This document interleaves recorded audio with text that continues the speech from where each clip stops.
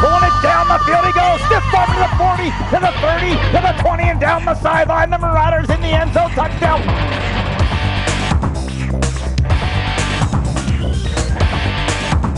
Turner breaks through the line and down the sideline. He goes to the end zone. Touchdown.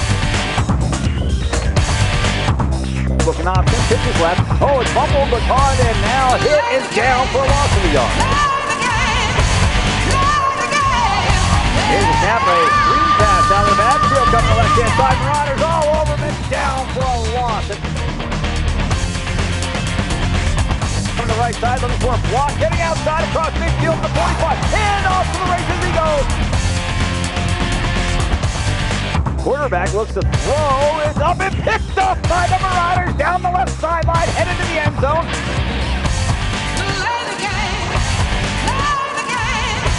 Here's the snap and handoff, sweeps on left-hand side with blocker to midfield to the 40. To the right side, and they got a big hole once again to the 30-yard line. It turned and making a move. Snap, looking right, throw right, it's intercepted by the Marauders, and he's going to take it to the house.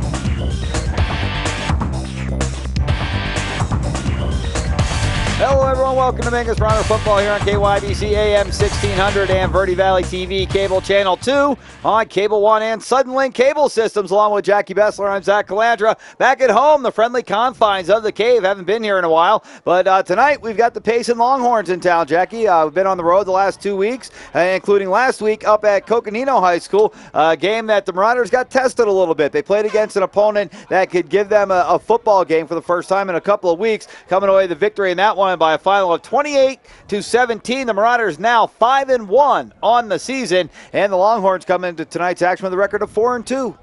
4-2. In fact, their 4 wins are against teams with a combined record of 6-18. However, we understand it that this is not necessarily the same Longhorn team that has been on the field the last several weeks. Right. Not the same players that have been on the field against Lakeside Blue Ridge and a big loss to them, or Sholo, a surprising last-minute victory by Sholo coming back to win that one. I'm sorry, that was with Snowflake, but against Sedona last week, this Payson squad wins 17-0. However, it was 3-0 until late in the fourth quarter. This is not that same Payson team that took the field last week. No, they get their quarterback back this week for the first time in a couple of weeks. Gunnar Goodman takes over the helms at the quarterback position, and Coach Startwood said that this is their man. He said he's a running threat. He gets back, he pulls the ball up, looks around, if he doesn't see anything, boom, he's out of there. So that's the guy that the Marauders are going to try to keep an eye on here tonight, making his first start in a couple of weeks now. The first week of the season, I believe it was, where they played Fountain Hills. Apparently he got injured in that game. On what the coaches say, you can see over in the film, the kid on Fountain Hills maliciously in the bottom of the pile, grabbing his foot and twisting it. Ended up having a high ankle sprain. He's missed the last 5 weeks, so he's back tonight for the first time in 5 weeks. Yeah, that's too bad. Nobody likes that. I mean, that's just absolutely ruthless, and don't want to see that on any of these young men as they have opportunities to advance their skills to the next ranks wherever they might be coming from. But nonetheless, Mingus last week up at Coconino, coming up against a team that was averaging over 300 yards a game rushing, held the Panthers to 41 yards rushing. Turned them into a throwing team. Made them have to try to throw the ball. Yes. Changed their entire offensive play. They had to go back to the back of the book. They had to go to last year's playbook to start coming up with some plays. Now, that was fantastic. However, the one thing that worried me, most of the rushing yards in the second half were from the quarterback scampering out of the pocket. Well, that's what ended up happening in that game. Now, Coconino came out as a team that likes to run a power offense. They like to just smash the ball right at you. Quarterback set under center, take the hand off to the fullback behind them, just right up the middle. That's what they try to do. They just try to run right at the defense and overpower you. Well, Mingus had none of that. You ran right at the Mingus defense, and it was 2nd and 10, and it was 3rd and 13. So they realized that they weren't going to be able to do that. So then they came out and tried to throw the ball, which is something they haven't done. You already said the disparity at 1,200 and some rushing yards to 143 or 8 or something passing yards coming in that game, only 140-some passing yards in their first 4 or 5 games of the season. So the Marauders forced Coconino into being a passing team, something they're not used to. And then they figure, well, we can't do this either, so let's go to plan C, which is bring the quarterback, sophomore quarterback, good-looking kid, good-looking athlete, bring him out into a no-huddle shotgun, look to throw the ball originally right off the bat. If you don't see anything, kind of like this guy here tonight, tuck and run. And he was able to pick up some good yardage that way. But the Marauders shut down the run, shut down the pass, and forced them into their third option, which was quarterback keeper all night for the rest of the night. And the defense came up pretty well in that game, did a nice job, and got held them to only 17 points. And some of that came off of a blocked punt that they took over at the 5-yard line. So that one wasn't so much on the defense either. The Marauder defense played very well against a team that was expected to win that game. Coconino at home, an upper division team. I think a lot of people thought they were going to hold their home field up there. The Marauders went up there and just took it to them and came away with another homecoming victory. Yeah, second one, yes. Well, Mingus has 3 homecoming victories, actually. But nonetheless, Mingus here tonight, the Payson Longhorns back to Division IV play. And it's going to be really interesting here tonight to see if the quarterback for Payson is really up to the task getting back into the ranks, as he has been out 5 weeks like you made mention. Well, and the Marauders will be sure to get all over him and chase him around, see if they can disrupt him a little bit in his offense as he's trying to reacclimate. That's something the Marauders have been able to do all season long, is get into the backfield and harass the quarterbacks. We'll see if they can do that here tonight. Payson Longhorns in town. Going to be a good matchup here at Mingus High School. Still plenty of seats. Come on out and enjoy the football game. We'll be back with more of our pregame show coming up right after this.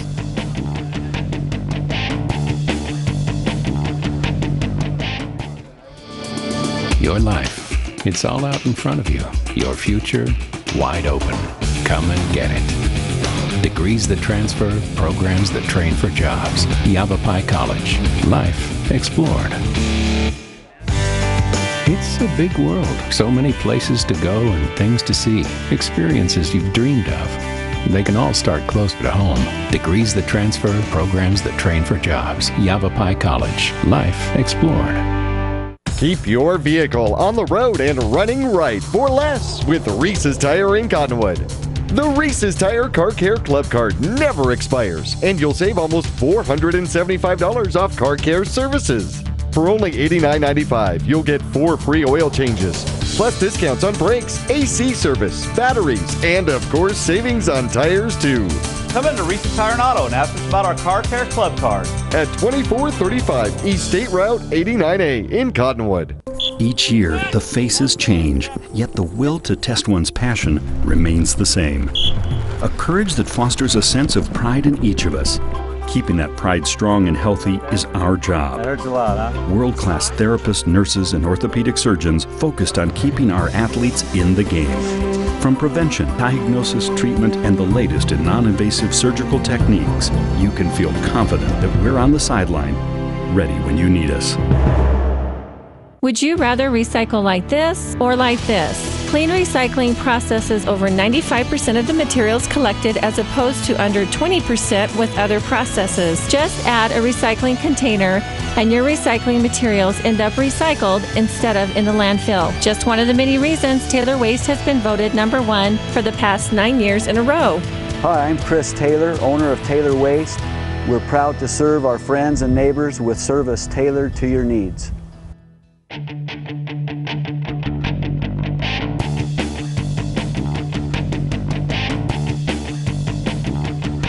Back at Mingus High School, the Marauders and the Longhorns ready to battle here in northern Arizona. We can't even say Grand Canyon region or anything fun like that anymore. A Division IV battle, I guess.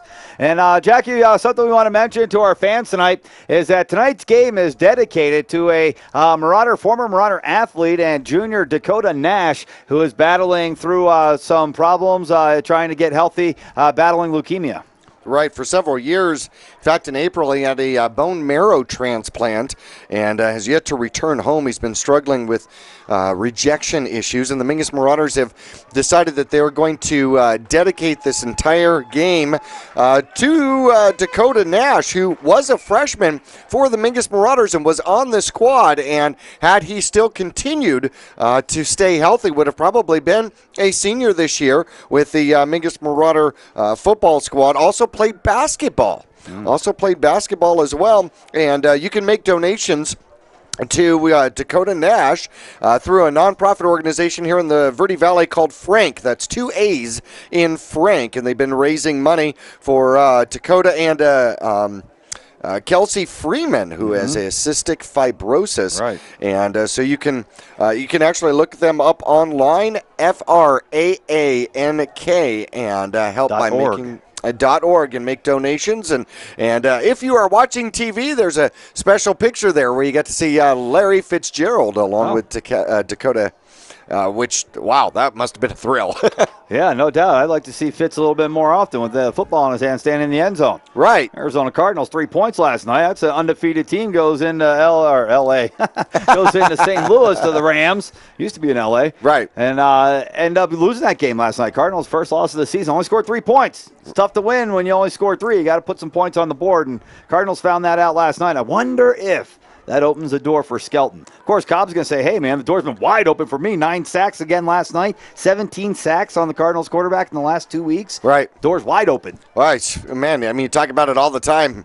Game won and lost in the trenches. It's right there. And, you know, guys like that come up through the ranks, JB. They spend a lot of time playing football, starting as young men, youth, and they work their way up through high school and college and all the way to the NFL. Of course, we got the youth here tonight. The young guys, the little fellas from the Northern Arizona Youth Football League, High Desert Youth Football League, are here tonight, and we're going to have a chance to see some of the future Marauders out here on the field tonight. Well, I certainly hope so. In fact, we've got 5 different squads out here. We've got 2 Mighty Might teams, the Lobos and the Marauders, and they should be out here in uniform. And as the camera pans throughout the stadium here tonight, you'll be able to catch some of them. For the minor squad, there's the Bears, the Colts, and the Cardinals, and we have a 1 majors team, which is the Cottonwood Panthers, and of course each one of those squads, the Utes, will get an opportunity to be sidelined with the Mingus Marauders here today. And at halftime, the cheerleaders have been doing a cheer camp all week long, and at halftime, those that went to the cheer camp will be able to go out on the field and do a cheer with the Mingus Marauders, a dance routine with the Mingus Marauder cheer squad.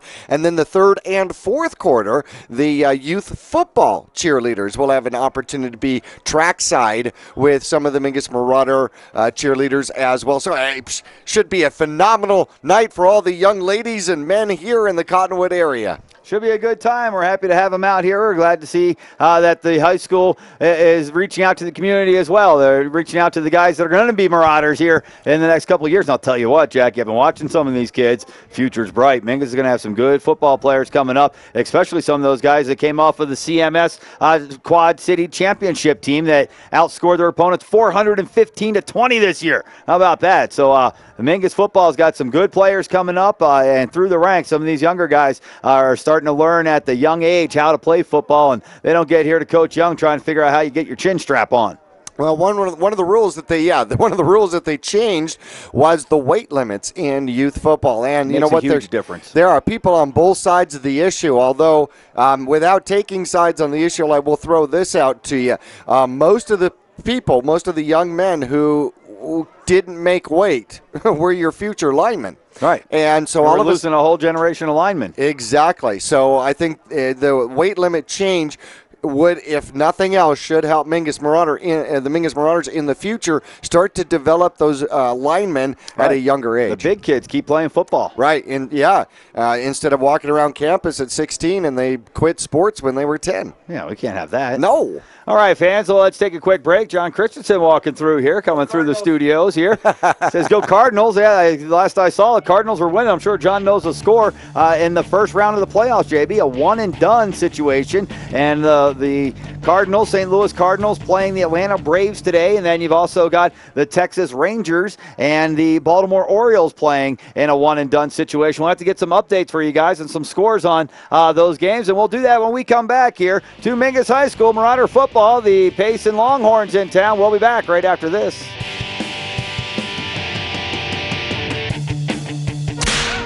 Marauders fans, take note. Renegade Steakhouse is the place to enjoy good food, good friends, and good times. From Wrangler's Prime Rib to Cowboy Caviar, and from Cactus Fries to Cowboy Burgers, it's all here waiting for you. I'm Ty Stite, inviting you to visit us at Renegade Steakhouse, where we do things with a style all our own.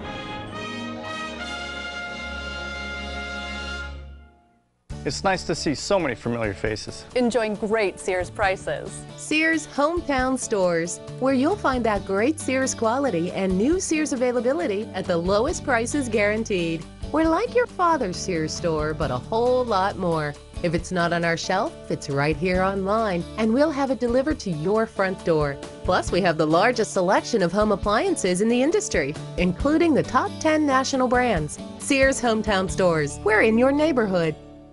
Two things we can count on every year: a new set of tax rules and great weather here in northern Arizona. Jackson Hewitt Tax Service, locally owned and operated by Lewis Rice since 1997, is here for you all year long. Your neighborhood Jackson Hewitt Tax Office will help you in all of your taxing situations. Electronic filing is always free with your tax preparation at Jackson Hewitt Tax Service. Get more in return. Call 1-800-234-1040 for an office near you. Your local Taco Bell invites you to Live Moss. Try the Doritos Locos Tacos today, made with a shell of real nacho cheese Dorito chips. Convenient hours, drive-through, and open late every night. Visit your local Taco Bell, located on the corner of Highway 89A and Cove Parkway in Cottonwood.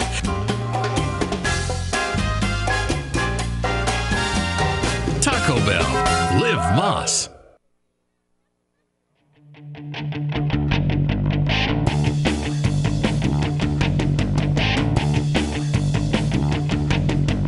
Back at Mingus High School, the Mingus Marauders and Payson Longhorns here in our next to last home game of the season. We'll be on the road next week, JB, over to Prescott, and then on the week after that, all the way up to Snowflake, where I do believe we may need a sweatshirt. Yeah, I certainly imagine so. And then we finish out the season here against Camp Verde. Last week, Camp Verde seeking their first win of the season. And denied. Yeah, it's short. Like a big rejection at the rim. Yeah, 30-20. Cortez gets their first win of the season. Second in 5 seasons. Yes, that's true. Mm-hmm. But back-to-back seasons with 1 win, that is improvement. Something to build on. They've got a chance to get 2 wins this year. Absolutely. Well, Camp Verde has run into problems this year, and I'm not exactly sure what the system was, but they had to cancel their JV program, and they had to bring up a lot of younger underclassmen into their varsity program. So it is a young program that has got a rather significant learning curve to start with, and they graduated. Youth football too. Well, they graduated an awful lot of very talented Last year was kids. the perfect storm for Camp Verde. It was. It really was. The Marauders were down. Camp Verde had the best team they've had in as long as I can remember, and it was a senior-loaded team. So they had all these experienced kids, and they played Mingus, and they were down, and they won. And, man, you just imagine what the score could be this year if Coach Young wasn't Coach Young and isn't going to run it up on them. I'd imagine we're going to see a lot of the youngsters from Mingus playing in that game, final game of the year. Speaking of running up, we've had conversations on this because I'm in favor. Oh, yeah. there is a query out there as to what the actual formula is for the PowerPoints this year. Knows. Right, it is a secret. Right. It is based on algorithms, and it is based on what Max Preps does, but it's different. And interesting enough, and I know that there's some people that probably are aware of this, but apparently a score was sent in, and the score was incorrect. It was like 26-7, right. And then the score was corrected, and apparently, allegedly, it changed their seeding. Yeah, right. So they say that running up the score, and AIA obviously says we're not in favor of that at all. But they say that running up the score doesn't have anything to do with how your PowerPoints work. But in that instance, we saw a team that scores reported 30 points higher than originally reported, and they went from like 6th to 3rd in the PowerPoint. So everybody's wondering, and you ask Coach Young, he's like, oh yeah, no, that doesn't have anything to do with it. We don't do that. We don't give you extra points because you run up the score. But something's fishy going on here. Nobody knows the formula for how they even do this, Jackie. Nobody knows the formula. They were supposed to announce it to the coaches. Coach Young says, yeah, I got an email on it. I don't know what to make of it. It doesn't really explain much. Well, it is a political season, so it's like 37 paragraphs, and when you're done, you have no clue what they said. Right back to the beginning. Okay, word for word here. Well, taking a look at where the seedings in are, it doesn't matter how they're doing it, but right now it sits Blue Ridge is still number one at an undefeated. Sholo and Monument Valley right behind them, also undefeated. Valley. Yes, and they have a chance to be the reservation champions. Their toughest game on their schedule comes up the last game of the season against Winslow, currently number 9. Boy, do they have a tough schedule. Mingus holds on and actually moves up to number 4. Snowflake sitting right behind us. That'll be a good battle coming up 2 weeks from tonight. Yeah. Seton Catholic won but dropped. Australia Foothills sitting at number 7. They could be a surprise. Empire, don't know much about them. And Coolidge rounds out the top 10 for Division 4. So as it sits right now, if we went into playoffs, Mingus would have a first-round home playoff game against, what would it be, number 12? No, 13, Coronado. Number 13, Coronado. Yeah. So that would be interesting. Now, the other interesting thing that we asked Coach Youngs, we're trying to get it all figured out ourselves as to how this whole thing works. We know the top 16 teams go, and now we know that Not necessarily. Oh, yeah? No. Top 3 teams in Really? each of the sections go. Oh. And then the next 4 spots are also done on PowerPoints. Yeah. Well, you see, this thing needs to be as hard as possible so that nobody knows what's going on. Right? I mean, let's make it as hard as possible. What else can we do to make this harder? And that's what they did. Right. And now nobody knows what's going on. And that's how they like it. Right. You statistically We'll tell you what to like. You statistically invert it, right? Right. But anyhow, the top 8 seeded teams, have a home playoff game. Then the second round goes to a neutral site. Right. All right, fans, let's take a quick break right here, and we'll try to get it all figured out for you. We'll be back to Mingus High School for the football game coming up after this.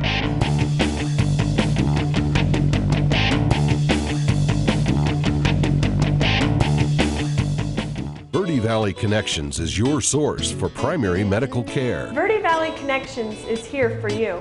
We're taking new patients every day. Just give us a call and we'll set you up with an appointment, or stop in and we'll try to work you in. We'll take the time to get to know you. And if you need a prescription, our pharmacy is right here in the lobby. Whether you're new in town or just don't have a primary care connection, Verde Valley Connections is here for you. call 634-2236 and ask for Connections. Welcome to the Cottonwood Recreation Center. We would like to invite you to come on in. Come on in.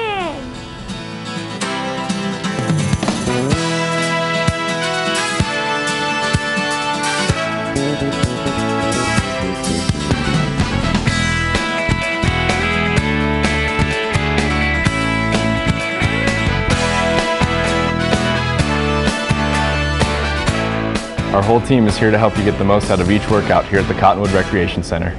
Service, convenience, price.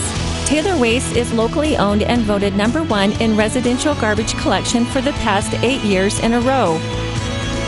And right now, new customers will enjoy 2 months free service with your switch to Taylor Waste. Add an extra container and take part in Taylor Waste's popular clean recycling program as well. Hi, I'm Chris Taylor, owner of Taylor Waste. We're proud to serve our friends and neighbors with service tailored to your needs. Your local Taco Bell invites you to Live Moss. Try the Doritos Locos Tacos today, made with a shell of real nacho cheese Dorito chips. Convenient hours, drive-through, and open late every night. Visit your local Taco Bell, located on the corner of Highway 89A and Cove Parkway in Cottonwood.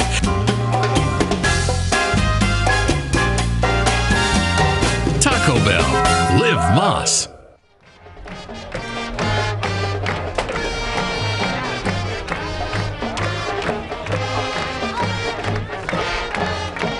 Back at Mingus High School, the Marauders band out on the field trying to get the fans fired up here, JB. It's you got an LA crowd.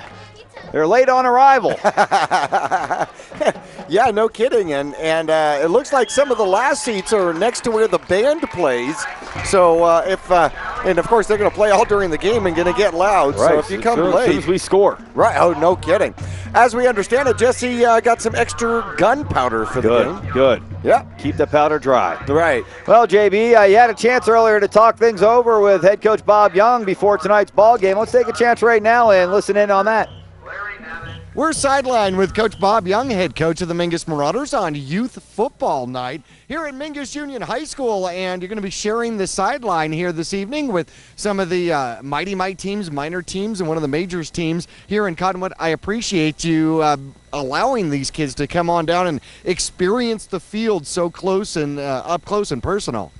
Well, I'm pretty sure that all of our kids 6, 7, 8 years ago were in their shoes. So, these young kids are our future, and, we're glad to have them here tonight. Well, we had a little conversation with our kids, the Cardinals, about when you are sidelined, keep watching the game. If you turn around and start messing around, somebody goes out of bounds, they can take you out. The game's real fast up here. Oh, a lot fast. Hey, congratulations last week against Coconino, and what a tremendous performance against a high-powered rushing offense. Held them to 41 rushing yards in the game. Defense did outstanding, and that's been our calling card all year. Coach Harms, Coach Dixon, they came up with a great game plan to shut down Coconino's running game, which had been averaging over 300 yards a game, and we dominated them. Anybody step up per se that we really saw grow in that game? I noticed that Luke Simmons was doing a lot of adjustment in the game. Yeah, Luke, he did a great job calling the game, and like I was telling you guys on that last drive, which we ate about 5 minutes of clock and went down and pretty much iced it. He called 4 audibles, four plays on the line of scrimmage for big gains, and he's just becoming more and more confident, understanding our offense, understanding how to attack, and he's just getting better every week. As he becomes more of a student of the game, that becomes a major weapon. Anything that we learned out of the game that maybe we got to work on a little bit? Yeah, we defensively, we have to do a better job staying in our lanes when the quarterback scrambles. That was our one weakness defensively last week, so, we worked awful hard at that. Offensively, it's just mistakes, penalties, things like that, and just focusing up, just continuing to work on things, as far as that goes. And, a couple things, special teams, that punt block really hurt us, so, we found the problem there, and hopefully we've got it fixed. Awesome. Well, here tonight, Payson Longhorns in town, and we don't know that much about them. I mean, we've searched the whole wide world for stats and information, and it just does not seem available. However, the rumor is this isn't the same team that may have been playing the last several weeks. The interesting thing about Payson, every week they've had injuries, and, early in the season they were rolling up 50 points against, Chino and some of these teams, and their quarterback went down. They had some linemen go down. Well, they're back, so, we're expecting a lot better, at least offensive game out of these guys. So they're very formidable. They're very quick, and it's going to be a great challenge for us tonight. Well, looking forward to it. I want to not step beyond Payson. However, I want to make mention that Prescott, coming up next week. Talk about the run offense. It is all about run in Prescott. Well, they've had an outstanding season, and we're not going to look ahead, but just following those guys. Brady Mangarelli, he's the leading rusher in state. I think he's like 7th in the nation, and it's going to be quite a test. We need to play well tonight and set ourselves up for a great game. Absolutely, one game at a time. Well, we're going to head back up to the press box here. Congratulations on your win last week. Good luck here tonight, Coach. The Mingus Marauders and Payson Longhorns here at Mingus Union High School on Youth Football Night. Youth football night at Mingus. The Marauders captains are heading out on the field right now to talk things over with the captains from the Payson Longhorns. Referees out there as well. I guess they have to be. So they're out there, JB. And we're going to have our coin toss here. And something you talked with Coach Young about there a little bit towards the end, Jackie, is next week's matchup. And that's a huge one. The Prescott Badgers have been playing really good football. And they do have the Mangarelli kid who's been breaking records at a school with a 108-year-old football tradition. So that's something that we're going to keep our eye on next week as we head over the bump over there to Prescott. Well, Prescott fell out of playoff contention, at least for the time being, fell to number 18. Still a record of 4-2 with their loss to Sandra Day O'Connor last week. And by the way, Bradshaw dropped all the way to 27th as their record goes 3-3 as they lost to Deer Valley. Big. Deer Valley's been doing that a little bit, huh? Well, yeah, they picked up their second win of the season, but they're still 2-4. Right, but their wins have been against teams that it's like, Yeah, kind of surprising. The world becomes a little bit more in order as taking a look at Division I, Hamilton is back into the top 4. Boy, remember when they were sitting like 15th or something along those lines? world was upside down. Well, the Longhorns are going to receive to begin the game. The Mingus Marauders defer the coin toss, and they will have the ball to start the second half, see if they can get their defense rolling.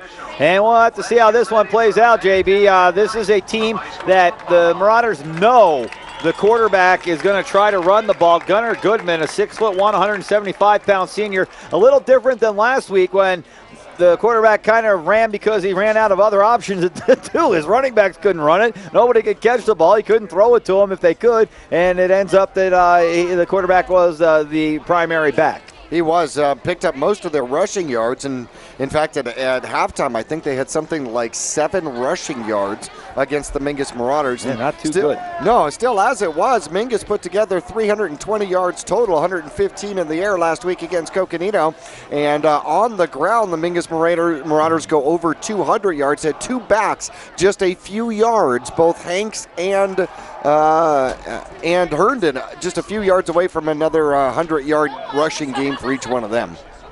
We do have a number change for fans out there, ones in the stands at least, that are taking a look at what's going on out there on the field. And it's number 66 is Greg Charles now. If you remember last week, JB, the Marauders had a penalty flag thrown on him because Charles lined up on the line with number 90 on, which was his original number. And to wear an ineligible number up on the line like that, you have to report eligible, and apparently he didn't do that, and it cost the Marauders some yardage.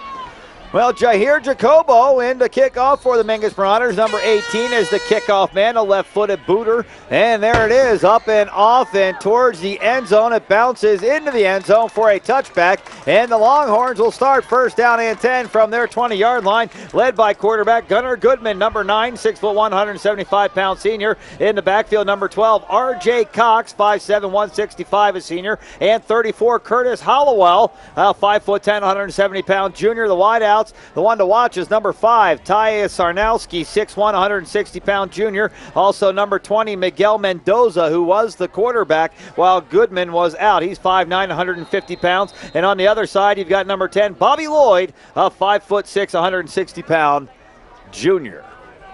Longhorns come out with their opening set here. Looks like they're going to go shotgun. No. Yep, they're going to go shotgun with a running back on the left-hand side of the quarterback. 3 receivers on the left, 1 on the right, awaiting the snap, and the quarterback rolls left under pressure now, hit and breaks free, still on the loose, spun around and down at the 21. It looked like Gregson had the initial contact in the backfield, flushed him out a little further, and the Marauders were able to clean him up after a short gain of 1. Well, Wellborn trailing and in pursuit, but couldn't get to him until he passed the line of scrimmage. It looked like a design run. Looked like he tried to fake the pass and then was full intent on running.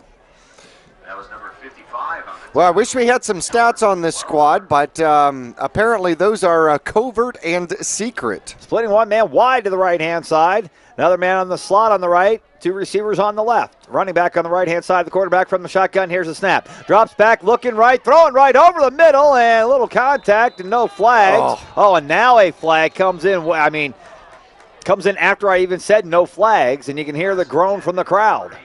Well, Brewer and the receiver got tangled up, and it was not intentional in any way, shape, or form. That's going to cost the Marauders a first down. They'll move the ball upfield 10 yards. Wow. Maybe even 15. It was at the 22. Payson talking things over as the balls move forward. And this has been a little bit of a bugaboo there, JB, for the Mingus Marauders. This has been something that's bothered them this season, is giving up yardage on penalties. This is a big one, cost them 15 yards, and the Marauders have seen a lot of big ones. As a matter of fact, it cost them a field goal at Cortez. Wow, I've seen harder collisions than that in the hallways. Well, you would hope so. Let alone for 15 yards. Wow. First down and 10. Longhorns get their initial first down on a pass interference call on the Mingus Marauders that looked to be kind of phantom. Looking to throw again, and now packing it up to run, hitting the backfield, breaking free, and on the loose to the left-hand side. A gain of about 3 or 4 yards to the 40-yard line. And down there goes Goodman.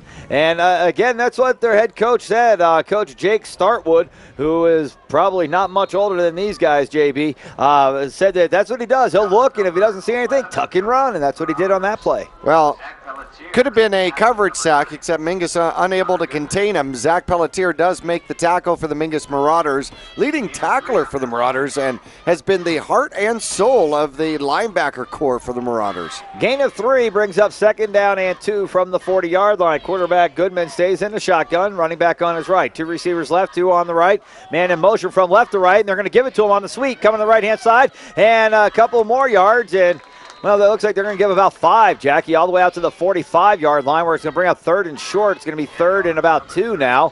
And that was the guy that came from the slot on the left-hand side. I think it was number 18 with the carry, Dean Harp.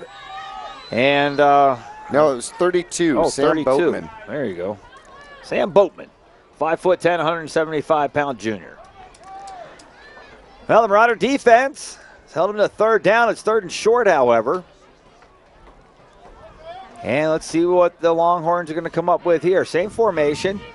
2 on the left, 2 on the right. 1 back now in an eye behind the quarterback who stays in the shotgun. Man in motion from left to right. He'll go through, and now they'll hand off to the man in the backfield. Hit behind the line of scrimmage. Still going forward, and he'll be down. But they're not going to give him much progress. Just across the 45, between the 45 and 46-yard line, which will be short of a 1st down by about 1.5 yards. Bringing up 4th down now for the Longhorns. Opening drive of the game. What's Coach Startwood going to do? 9:14 left to go here in the opening quarter, and it looks like he's switching out some personnel, and they'll punt it away.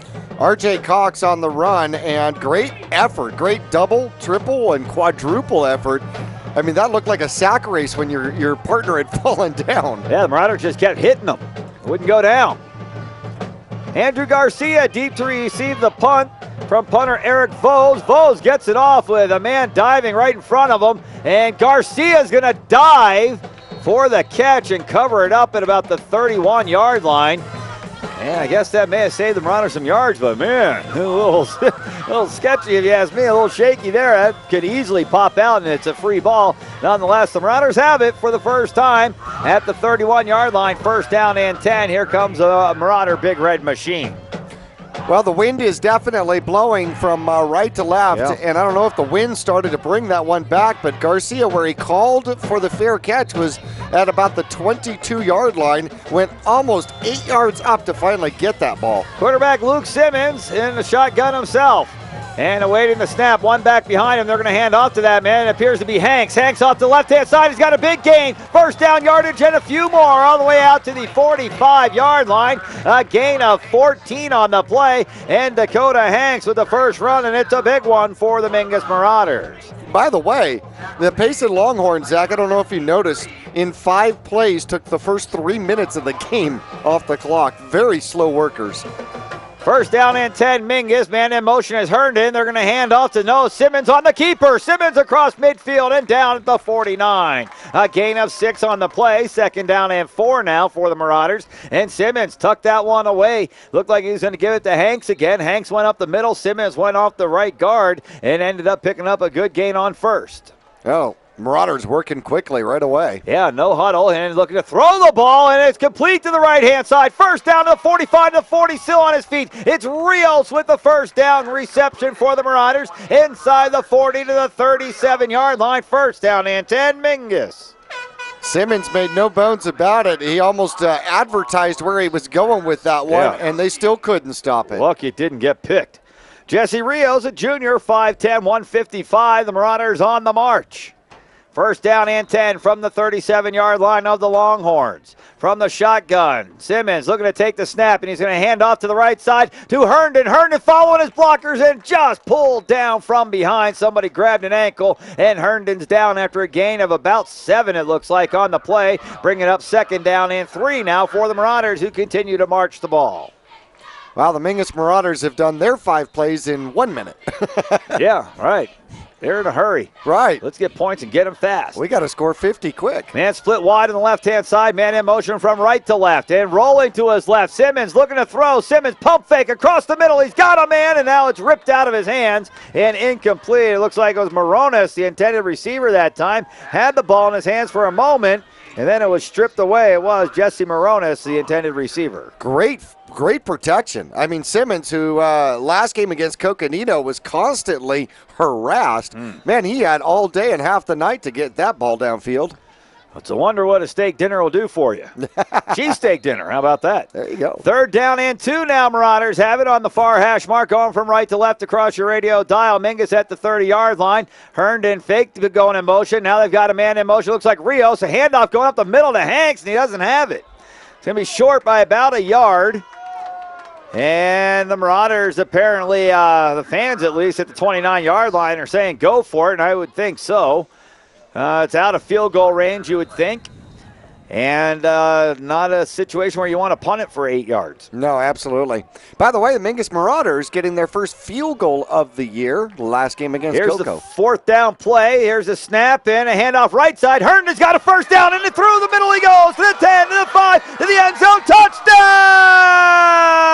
Tyler Herndon takes it to the house from 28 yards out, and the Mingus Marauders strike first. 6:44 left on the board, opening quarter of play, and Tyler Herndon's got the carry for the big touchdown. Mingus on top, 6-0. Great lead blocking downfield for the Mingus Marauders, and making the key and pivotal block was Rubel Akava, who had pulled from his guard position, and there was a huge hole. In to attempt the extra point, Gilberto Cadera, and the attempt is up and good. And the Marauders lead 7-0 with 6:44 left to go in the opening quarter. Mingus to kick off when we return after this.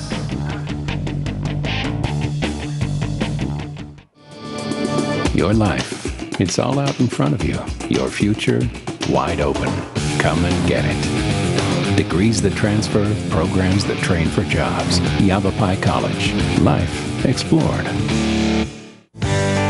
It's a big world. So many places to go and things to see. Experiences you've dreamed of. They can all start close to home. Degrees that transfer, programs that train for jobs. Yavapai College. Life explored.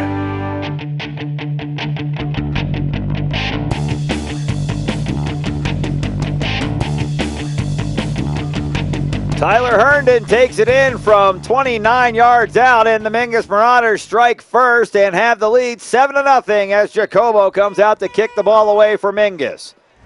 Here's a kick. It is high, it is deep, and it is going to be returned from the 2-yard line, nearly falling down, but now running with the ball. R.J. Cox trying to come to the near side in front of the Marauder bench, hitting the 15-yard line, and it looks like he's going to be knocked down right there. It's really going to spot him. So return of 13 yards to the 15-yard line, and it is 1st down and 10. Longhorns, who did not move the ball at all on their first possession, with the exception of the Marauder penalty, which gave them a 1st down. Well, Cox was struggling again, still did not leave his feet, and ran into a stiff wall. I mean, he ran into Seneca, and Seneca didn't give an ounce, not an inch. 1st down and 10. Longhorns now trailing for the first time, 7-0. 6:35 left to go here in the opening quarter of play at Mingus High School. Quarterback sets under center. He's got 2 receivers left, 2 on the right. Got a tight end working on that left-hand side. And here's a snap. Now a pitch in the backfield. Looking to throw the ball down the field. Well overthrown. The halfback option that time, trying to get Tyus Sarnowski to throw the ball downfield to Miguel Mendoza. Now Mendoza is a player that was the quarterback for the Longhorns while Goodman was out, and ironically, he's not the one throwing the ball. He's the one trying to catch it on that play. Yeah, that's interesting. You would think that perhaps the backup quarterback would be a suitable halfback option, right? Well, you would hope so. 2nd down and 10 now. The ball is officially at the Marauder 16-yard, or I'm sorry, at the Longhorn 16-yard line. Second down and 10 play. Split quad receivers on the left side of the formation. One on the right. Here's a snap. Quick screen pass to the left-hand side. And they've got a reception and a first down. Pierce will run the receiver out of bounds, but not down. R.J. Cox with the reception. This guy's not very big in stature, 5'7", 165 pounds, but he runs big, JB. He hasn't gone down very easily. Didn't go down at all on that play. No, and you know what the thing is he gets ahead of steam. He is fast. Well, now that's something that Coach Young said about these guys, that they've got a lot of speed, and that's something that the Marauders have prided themselves on this season is their speed, especially on the defense.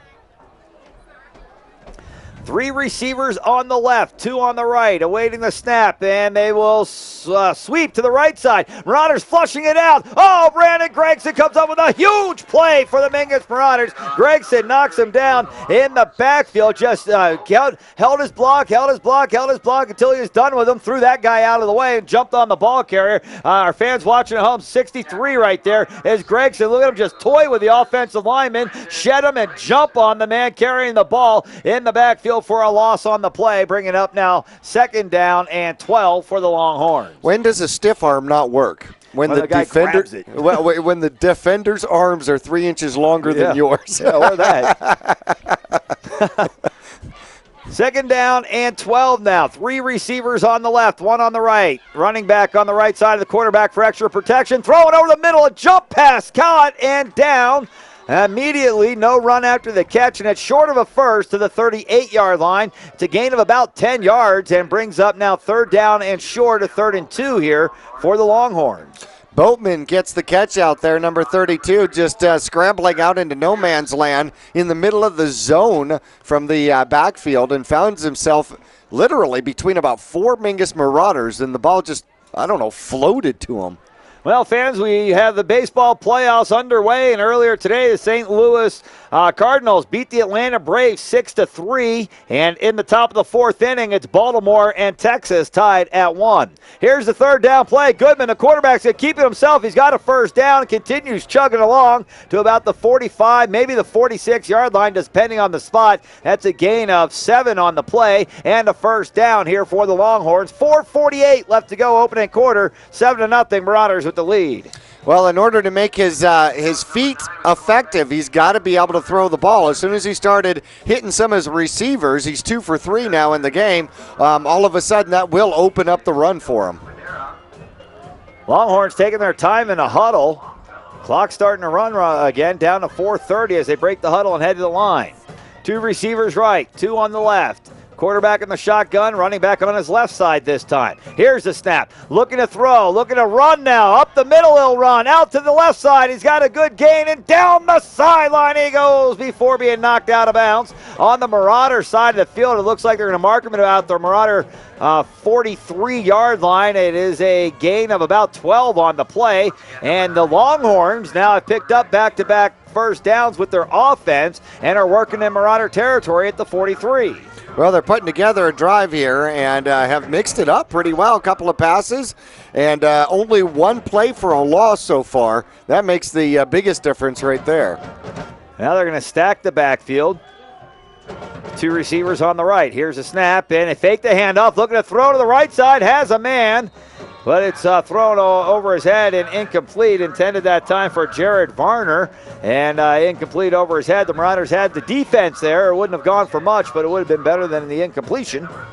Right, well, Alex Brewer was coming up. Had he been able to actually catch that one, he had the quarterback behind him, and Brewer, well, playing the corner was end up deeper than the safety on that one. Would have come up, and I think he would have hit him pretty well. Second down and 10 now. Last time they had it at 2nd and 12. They threw the ball over the middle, and they're going to load the right side with 3 receivers, 1 on the left, quarterback in the gun. He's got a running back on his left side for protection, and now looking to that side and being flushed out of the pocket. Hit and down. Did he lose the ball? I believe he did. The Marauders have it. They do! Mingus with the fumble recovery. About 4 or 5 guys made the tackle that time. Zach Pelletier is the one getting off the bottom of the pile. I don't know if he came up with the hit or not, but the Marauders do come up with the ball, and now the officials are talking things over, and it looks like they're going to switch things out here, and the offense is coming out on the field, and it is Pelletier that makes the contact and forces the fumble. Let's see who comes up with a fumble. Looks like there's a couple of guys, including one of those big lineman-looking guys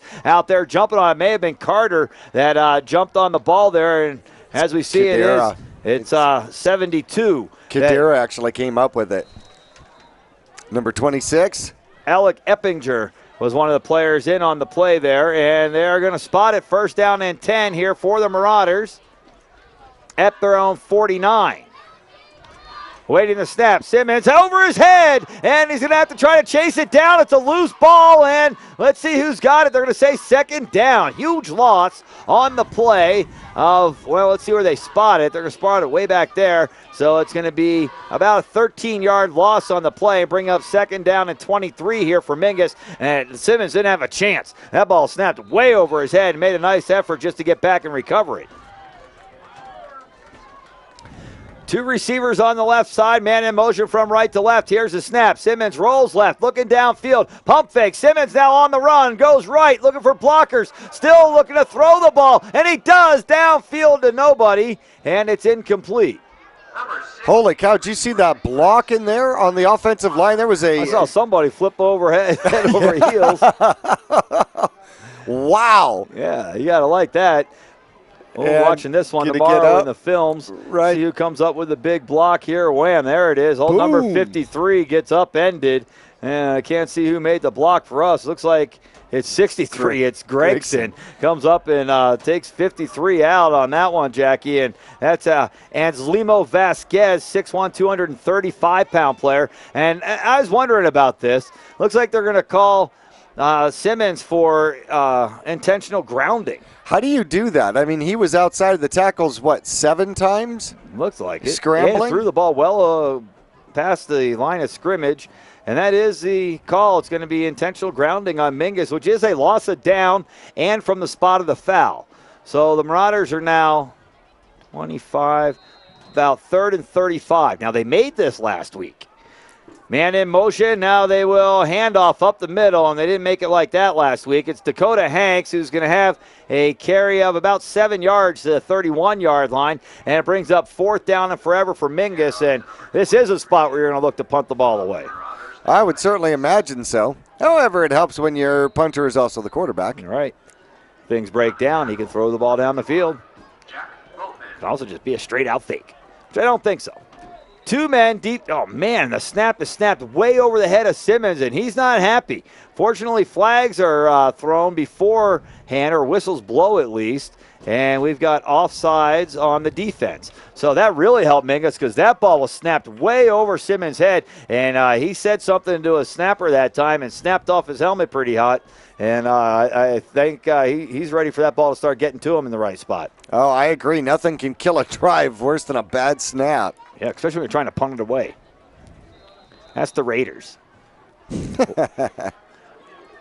Now Simmons standing at his 29-yard line. Good snap this time, and he gets off a high end-over-end punt, angled towards the right sideline. Takes a nice Marauder bounce, but it looks like it's going to go out of bounds around the 23-yard line. So nice job that time. The Marauders kicked it away downfield, and they backed the Longhorns up. 2:46 left to go in the opening quarter of play. Marauders maintain a 1-touchdown lead. It's 7-0 Mingus.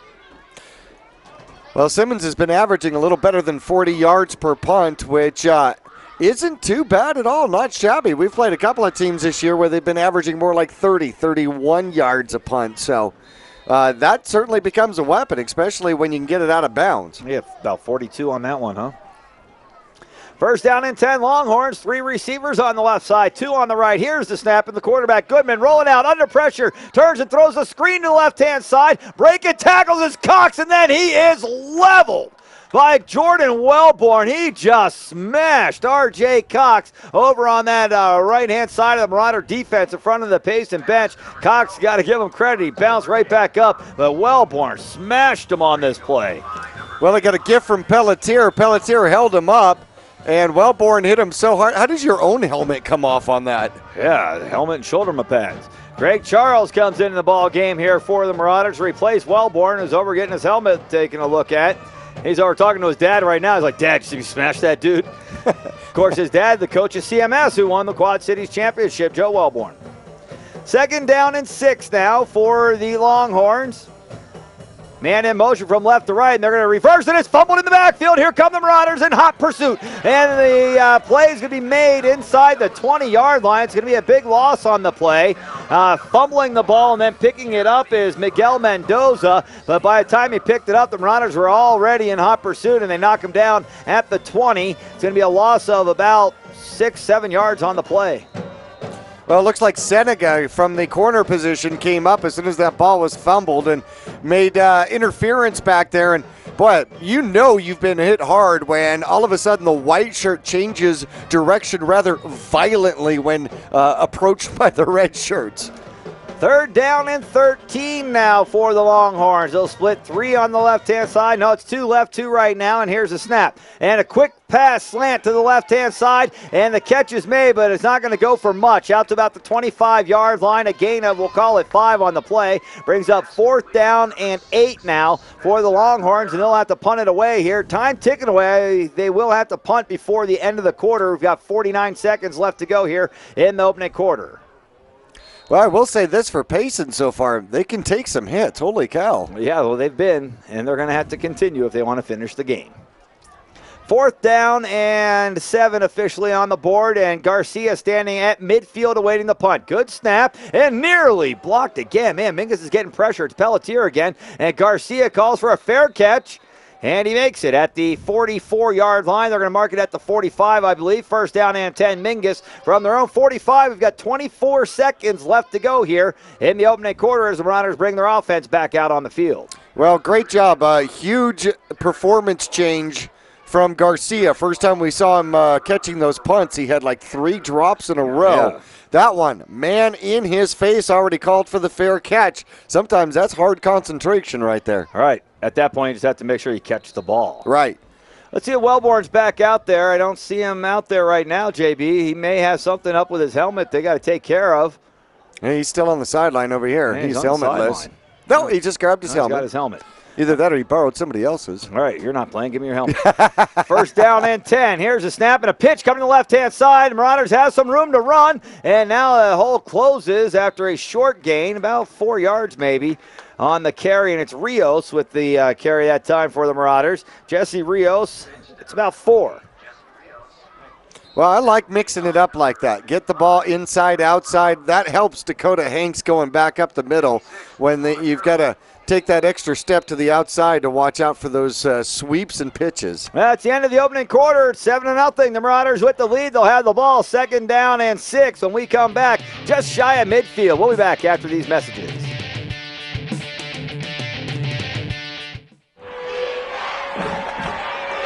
Everybody knows that high school sports generate suspense, excitement, and drama. They also generate higher grade point averages, stronger work habits, and greater self-esteem. Everybody knows that high school sports give us more value for our entertainment dollar. They also give us leaders committed to strengthening communities right here in Arizona. The true value of playing sports in school can't be measured in wins and losses or dollars and cents. Studies show that participation in sports, along with other extracurricular activities, is one of the best ways to teach leadership, cooperation, accountability, and other invaluable life skills. Don't just stand on the sidelines. Encourage the young people you know to get in the game. When you do, you'll be helping them get ahead in life. High school sports, a winning part of a complete education. This message presented by the Arizona Interscholastic Association and the Arizona Interscholastic Athletic Administrators Association. Back at Bright Field on second down and 6. The Marauders run right, and a gain by Tyler Herndon of about 5 yards. It's going to bring up third down and 1 here for the Marauders. Working from the near hash mark, of course, changing sides of the field. But when you have it at midfield, it's not so bad. Right, and here we've got the Mighty Might Marauders and the Minor Bears down on that side of the field going, wait, I thought you were coming our way. Third down in 1 play. Here's a snap, and they're going left side to Hanks. Hanks, the fullback, powers through the middle of the line and has a first down to the 40-yard line of the Longhorns. Yeah, we've got some of our youth football guys down there, and they're taking a look out there, and hopefully they're not going to see any scoring in this quarter. Right, exactly. Because if they did, it would be the Longhorns doing the scoring. Yeah, we don't want anything scoring in that end zone. Right, but you get a good view of the Mingus Marauder backfield from there. Yeah, right. You know, you get to see the blocks develop. You get to see the hole develop. First down and 10, Mingus. Simmons in the shotgun, takes a snap, fakes a handoff, throws over the middle. He's got a man wide open. It's Brewer at the 20, to the 10, to the end zone. Touchdown, Simmons to Brewer. He's escorted to the end zone by Herndon, and the Marauders open up a 13-point lead, 13-0 with 10:59 left to go. And a little play action that time from the gun. Fake the run up the middle, 3 steps back over the top to Brewer. Catches it in stride and run into the end zone. The Marauders have a 2-touchdown advantage with the extra point to follow. I wonder if that was part of the play where Rios and Hanks ran into each other. I don't know if that was part of the play, but they did. They ran into each other, which made it an obstacle. And, boy, Brewer was wide open on the streak. Tanner Karen in the hole. The kick is up, and the kick is good. The Marauders lead by 14. 14-0 is the score with 10:59 left to go in the opening half of play. We'll be back with more of the second quarter after this. Keep your vehicle on the road and running right for less with Reese's Tire in Cottonwood. The Reese's Tire Car Care Club card never expires, and you'll save almost $475 off car care services. For only $89.95, you'll get 4 free oil changes, plus discounts on brakes, AC service, batteries, and of course, savings on tires too. Come into Reese's Tire and Auto and ask us about our Car Care Club card. At 2435 East State Route 89A in Cottonwood.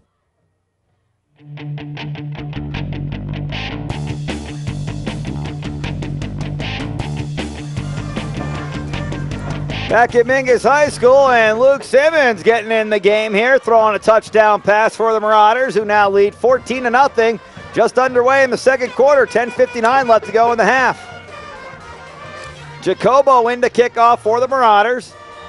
He's kicked one into the end zone and the other one to the 2 that the Marauders were able to make the tackle at the 15. So far the kicking game for Jacobo has been pretty good. And awaiting the kick. There it is.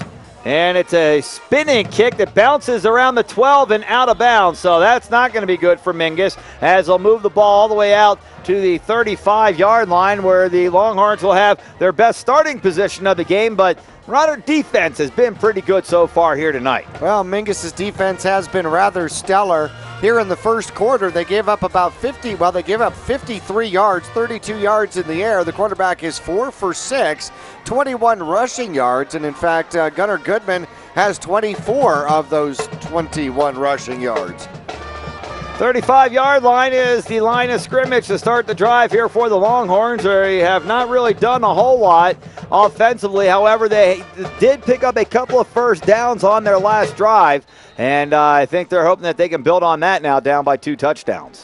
Well, Mingus in the first quarter, through the last touchdown strike there, 130 yards of offense, 79 yards on the ground, 51 yards in the air. Simmons is 2 for 4, 51 yards and a touchdown. 2 receivers right, 2 on the left, 1 back in the backfield. Goodman takes a snap, fakes a handoff, fakes another one. Goodman's going to keep it running right. Goodman through the line. He's got a good gain of about 7 or 8 yards across the 40. Looks like they'll mark him at about the 43-yard line.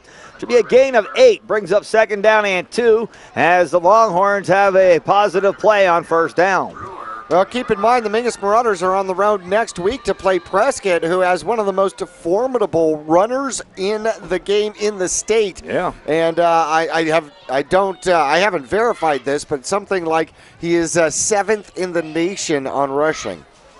Well, when you've only got one guy, you ought to be able to shut him down. It's hard. Yeah, definitely. It's hard to play Mingus with one weapon. Second down and 2 now.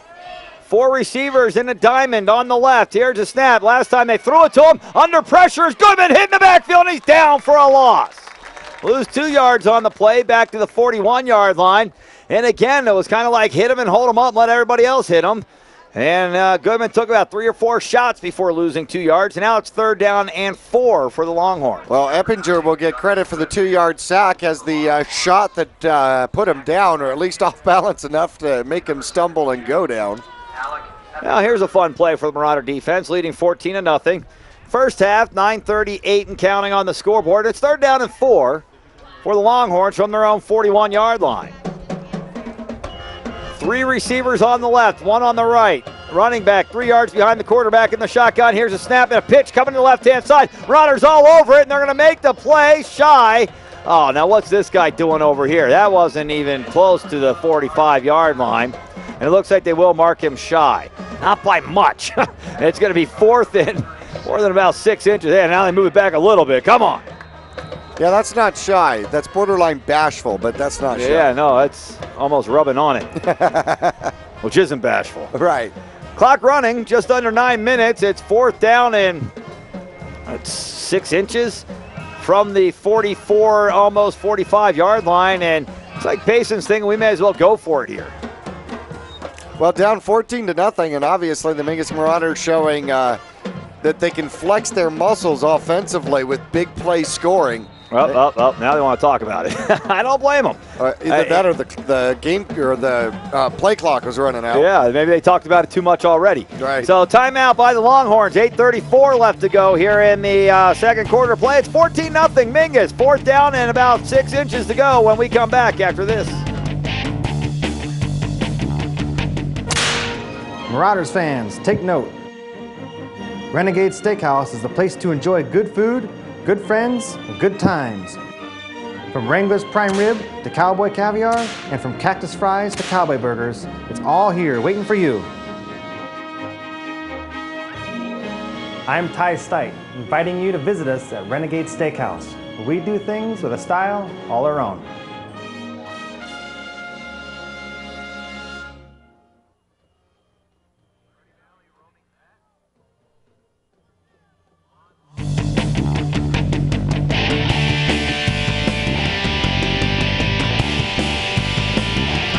Back at Mingus High School, 4th down and less than a foot. Hit over the backfield. The Marauders have them. They'll be shy of a 1st down. Play made in the backfield. Now Jordan Wellborn has the ball and no helmet. And the Marauders are saying our ball way over here. Wellborn's fired up. Looks like he came up with a strip on the play and no helmet. He lost that for the 2nd time. And they're going to say, I think they're going to say that that is a fumble and a Marauder recovery, and Wellborn returns it all the way to the 35-yard line. How about that? Lost his helmet and makes a big play for the Marauders on 4th down. 1st and 10 Mingus from the Longhorn 35. Well, that wasn't a fumble and a recovery. That was more like maliciously stealing. Yeah, that's a beatdown. Yeah, no kidding. Holy cow. Cox never got anywhere. They better get another strap for that helmet. 1st down and 10. Mingus looking to put him away here early. Coming to the right side. Sweeping with Herndon. Cuts it back in the middle of 30 to 25. Herndon gets hit in the back of the head. Running down the sideline of the end zone. Touchdown. Flag on the play. That's not going to do anything to stop this touchdown. That's a horse collar and a face mask penalty. Herndon ripped away from it and ran down the sideline for a big touchdown. A 35-yard scamper that time. Herndon's been in the house twice, and Mingus now leads 20-0. What a nice run that time. Herndon just bigger and stronger than anybody trying to bring him down. Well, Trevor Anderson for the Longhorns learned you cannot tackle high. That's exactly why you cannot tackle high. Here it is. There's the face mask, and yeah, he just went straight for the head. That was silly. Yeah. And he looked down on that sideline with the Cottonwood Bears team looking for Drew Meyer, Tyler Herndon's little brother. You know, he's smiling from ear to ear watching his big brother scamper down the sideline for his 2nd touchdown of the night. Yeah, especially when his brother's running away from him with the football. Right. And here's the snap and the hold, and was it blocked or just a bad kick? Something happened. It didn't even get up high enough to go across the crossbar, and the Marauders are unsuccessful on the point after touchdown and lead 20-0 with 8:16 left to go here in the second quarter. We'll be back with a Mingus kickoff after this. 2 things we can count on every year: a new set of tax rules and great weather here in northern Arizona. Jackson Hewitt Tax Service, locally owned and operated by Lewis Rice since 1997, is here for you all year long. Your neighborhood Jackson Hewitt Tax Office will help you in all of your taxing situations. Electronic filing is always free with your tax preparation at Jackson Hewitt Tax Service. Get more in return. Call 1-800-234-1040 for an office near you.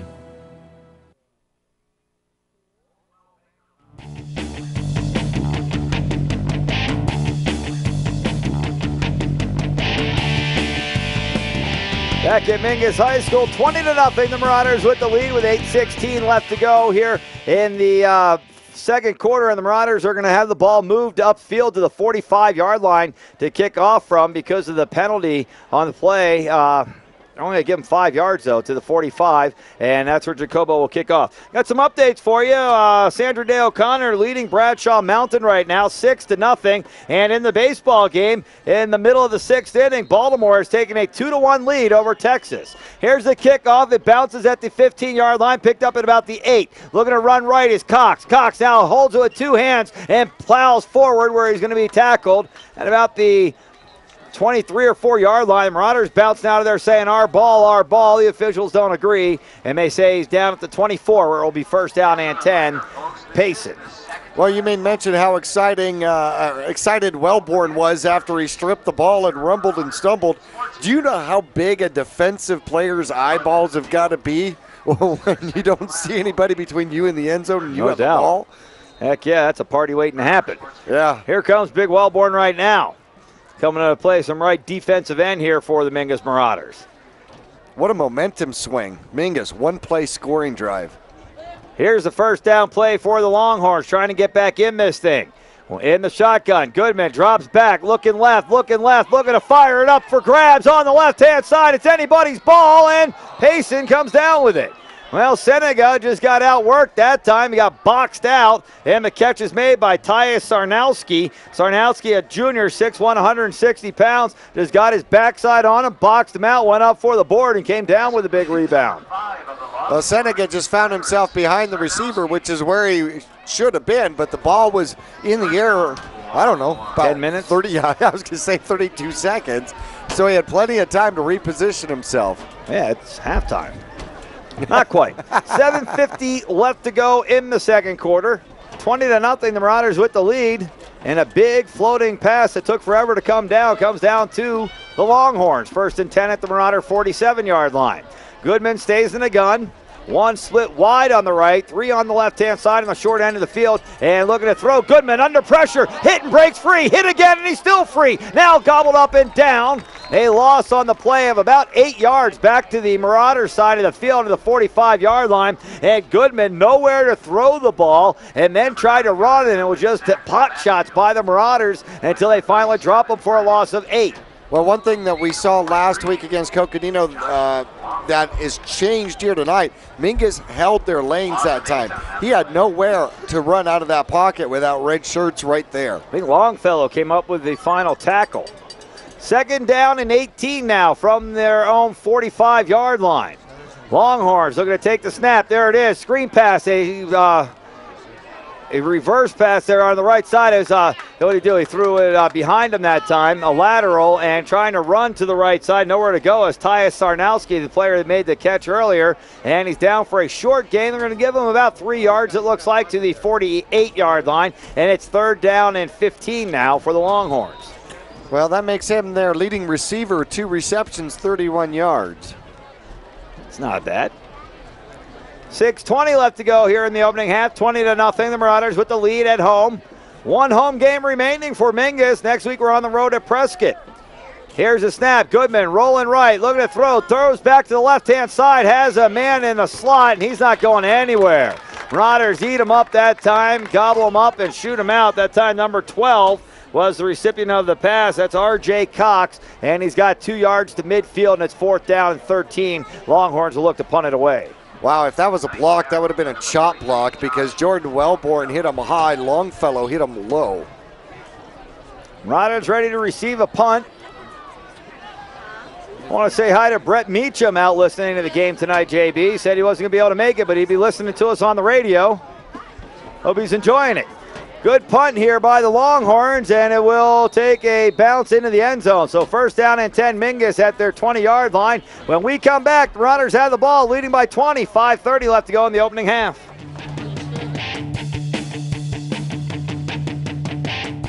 Welcome to the Cottonwood Recreation Center. We would like to invite you to come on in. Come on in.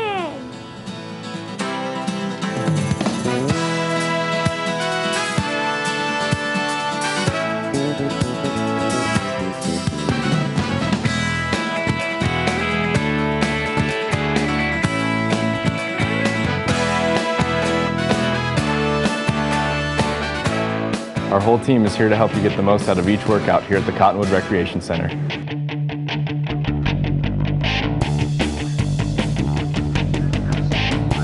Back at Mingus High School, first down play for the Marauders. They look to run a little misdirection, handoff to Dakota Hanks, who is hitting the backfield, and he'll lose a yard. Bringing up second down. Looks like they may have lost 2. Second down and 12 here for the Marauders from their 18-yard line. Well, here's a situation kind of like last week where the Marauders just want to eat up the rest of this clock here on this drive. Right. In fact, there was one drive at the end of the game against Coconino. They ate up 5 yards, or 5 minutes on purpose. Here's the snap and a handoff right side to Herndon, trying to get outside. He's going to have a good gain of about 10 yards to the 28-yard line before finally being spun around and down. Herndon looked like he was going to the sideline. Right at the last second, he realized the defender had an angle on him to the sideline. He cut it back in the middle and got an extra 4 or 5 yards and made it a 3rd and short here for Mingus. That was a great decision, and the defender actually helped him out with the tackle by being off balance. 3rd down and 1 now from their 29-yard line. In the backfield is Hanks waiting the snap. Simmons, handoff, no, Simmons going to keep it. He's got a first down to the outside. Now stiff arming down the sideline, knocked out of bounds at the 40. Well, Simmons knew he had a first down. Then he thought, hey, if I only had to beat this guy, stiff arm him and run. But he got knocked out of bounds. A good gain, however, and a first down for Mingus to the 40-yard line. Second keeper for Simmons in the game. He's got 2 carries, 17 yards. That's efficient. Very. Clock running. 4:15 and counting here as, well, it's not counting. It should be. With the Marauders first down and 10 at their own 40-yard line, leading 20-0. From the shotgun, Simmons awaiting the snap, and he'll fake the handoff, rolling to his left now, and throws it downfield. Wide open is Brewer, but getting back in time to tip it away is number 6. It looks like that is Spencer Herrera, a sophomore that was able to, oh wait, maybe it was 5. Looks like it may have been number 5 that got back there, JB. That's Tyus Sarnowski that tips it away, and that one kind of floated a little bit that time for Simmons as well, because he had Brewer open. If that was a crisp pass, Brewer's still running. Oh, without a doubt. He had 12 yards on the defender and had to stop and wait for the ball to come back and go into a jump ball mode. Second down and 10. In motion is Herndon. Handoff up the middle, and not much room to go there for Hanks. He continues to try to fight with a man wrapped around his ankle. And a gain of 3 to the 43-yard line. And now 3rd down and about 7 here for Mingus. Clock running. That's a good thing that's on their side, but they may be in a situation to throw the ball here. Of course, an incompletion would give the Longhorns a little bit of time. Well, certainly so, though the Mingus' defense has been absolutely stout. I'm not afraid of Payson having the ball with a little time. No, Mingus' defense might be thinking they're ready to score.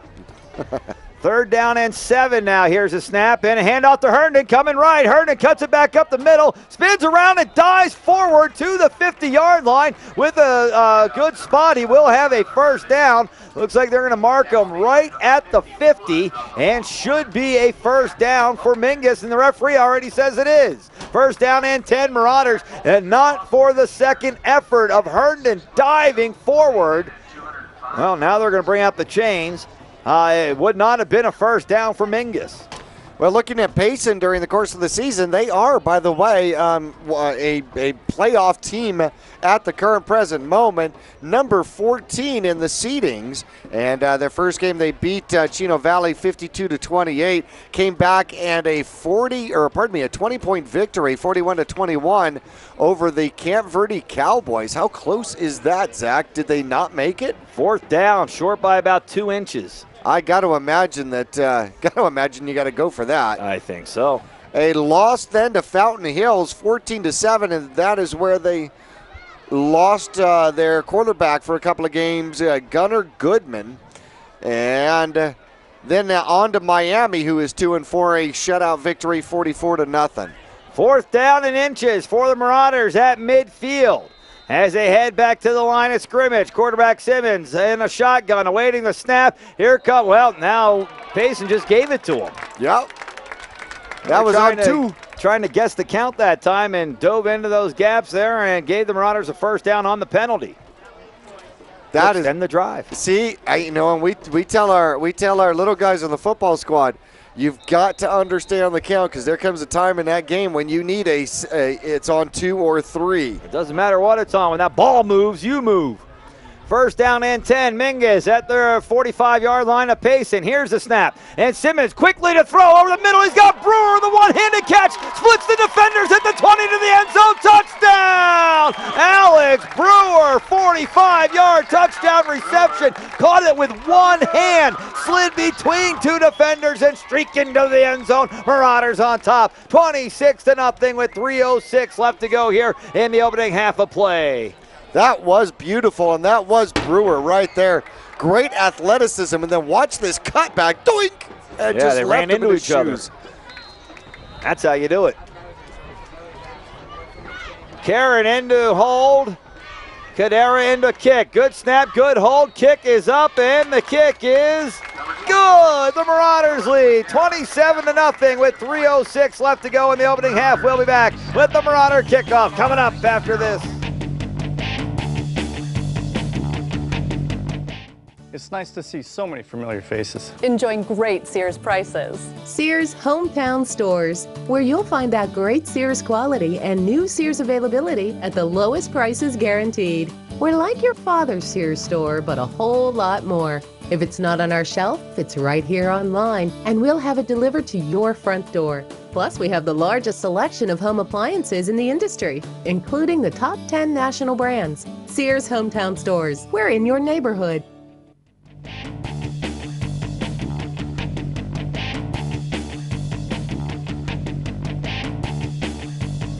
Back at Mingus High School, it's Simmons to Brewer for the second time tonight, and the Marauders extend the lead to 27-0 with 3:06 left to go. Speaking of extending the lead, the Baltimore Orioles have tacked on another, and they now lead the Texas Rangers 3-1 down in Arlington, top of the 7th inning. Baltimore been the surprise team this year. I think they're surprising the Rangers, who haven't played well down the stretch. The Oakland A's sweep them at the final series of the season to take the American League West. Here's the Marauder kickoff, and it's being returned down the right sideline, and Seneca will catch up to Cox, but not before a big return, and that's another thing. Oh, and here comes a flag. That's another thing the Marauders have had a problem with this year is kick returns. They've given up some big ones. That, and along with penalties, which might be what we have right here, have been something that have been a little bit of a thorn in the side to the Marauder coaching staff. Well, certainly so. The special teams just their problem is just over-aggressiveness, well, and hence the penalty in the unsportsmanlike. Yeah, unsportsmanlike conduct here on Mingus, and that will back him up. They're going to mark it from midfield. I don't know why. He was tackled at his own 44, and now the referee grabs the umpire and says, yo, man, you're giving him an extra 6 yards. Yeah, but all the white lines look the same, This sir. isn't Seattle. Or Chino. Right, or Chino. Whoops. Which now Payson has great field position to start their drive at the Marauder 41-yard line. This may be their deepest drive so far. Yeah. Israel Montillo comes into the ball game for the Marauders at a defensive back position. Obviously thinking they're going to try to throw the ball here. Goodman will set under center for the second time tonight and fakes a handoff, rolls left, looking to throw, hit as he lets it go, and it's knocked away, incomplete. And Mingus, it looks like it might be Wellborn again. It is, just delivered a knockout type of blow to a quarterback, Gunnar Goodman. Drilled him as he was releasing the ball, and it falls incomplete, 2nd and 10. Well, that'll get your arm speed up, won't it? Man, your knee broken. 2:51 left to go in the second quarter. 27-0. The Marauders with the lead. Next week at Prescott. The week after that at Snowflake. And then Camp Verde comes to town, and we've got a flag. Looks like it might be an illegal substitution on Mingus. Let's see what they're going to call here. I think that's what they have is illegal substitution on the defense. Can you have illegal substitution on the defense? I guess. Too many people in the huddle? Maybe they had too many guys on the field or something. All right, so that moves it 5 yards to the 36-yard line, where it is now 2nd down and 5 for the Longhorns. Still 2:51 left to go, a lot of time. Runners certainly don't want to give up any points. going into the locker room. They want to score points going into the locker room so they can have the ball first in the second half and add on. Here's a snap. Goodman under pressure again. Throws deep left-hand side and incomplete. And he is just absolutely drilled on the play by Greg Charles. Goodman still yet to get up. He's trying to catch his breath. And the Marauders have been teeing off on Goodman here on this drive. Wellborn hit him hard once. That time Greg Charles comes in and crushes him. And he's still kind of beleaguered back in his huddle. Well, this is the kind of Mingus Marauder football that I miss. When you come to play Mingus, you know what? You might complete that pass, but when you leave this field, you're going to feel it. It's kind of like the Raiders, except for that you're probably also going to win. But next week, man, you're going to have some guys out. 3rd down and 5 now for the Longhorns from the Marauder 36-yard line. 3 receivers on the left side. Quarterback Goodman looking to run left. Goodman hitting the backfield, sheds the tackle. Now he's down. Longfellow comes up and makes the play behind the line of scrimmage, and he was helped by a bunch of guys in red. Wasn't anywhere to run that time for Goodman, and now it's 4th down and 6 from the 37-yard line, and the Longhorns talking it over. You don't make it here, you're giving the Marauders pretty good field position and 3 timeouts. Well, Gunnar Goodman, one of their biggest threats to run the ball. He's got 7 carries. Mingus has held him to 23 yards. His biggest scamper, only 12 yards. I'm sure this kid's played quite a few games this season where he's broken it pretty much at will. Down under 2 minutes now, and the Longhorns apparently will go for it. 3 receivers on the left-hand side. Goodman in the gun, and now he's going to call timeout. And that's the second timeout for the Longhorns. 1:51 left to go in the second quarter. 27-0. The Marauders with the lead. We'll be back after this.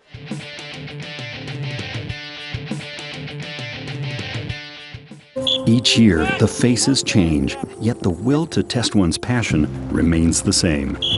A courage that fosters a sense of pride in each of us.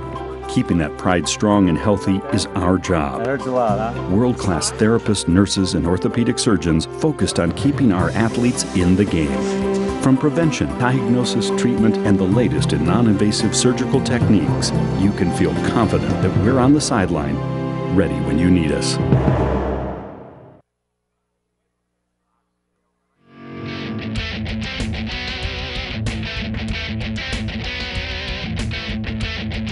Back at Mingus High School with 1:51 left to go in the opening half of play, and the Marauders comfortably ahead 27-0. Payson has the ball, 4th down and 6 from the Marauder 37, and they're going to line up to go for it. Mingus still has 3 timeouts to stop right here. They could punch another one in. Here's the snap. Goodman looking at throw, left side. He's got a man. It's in and out of the hands of Tyus Sarnowski. Sarnowski's a little beleaguered himself there, JB. Hands on his ear holes, doesn't want to hear it.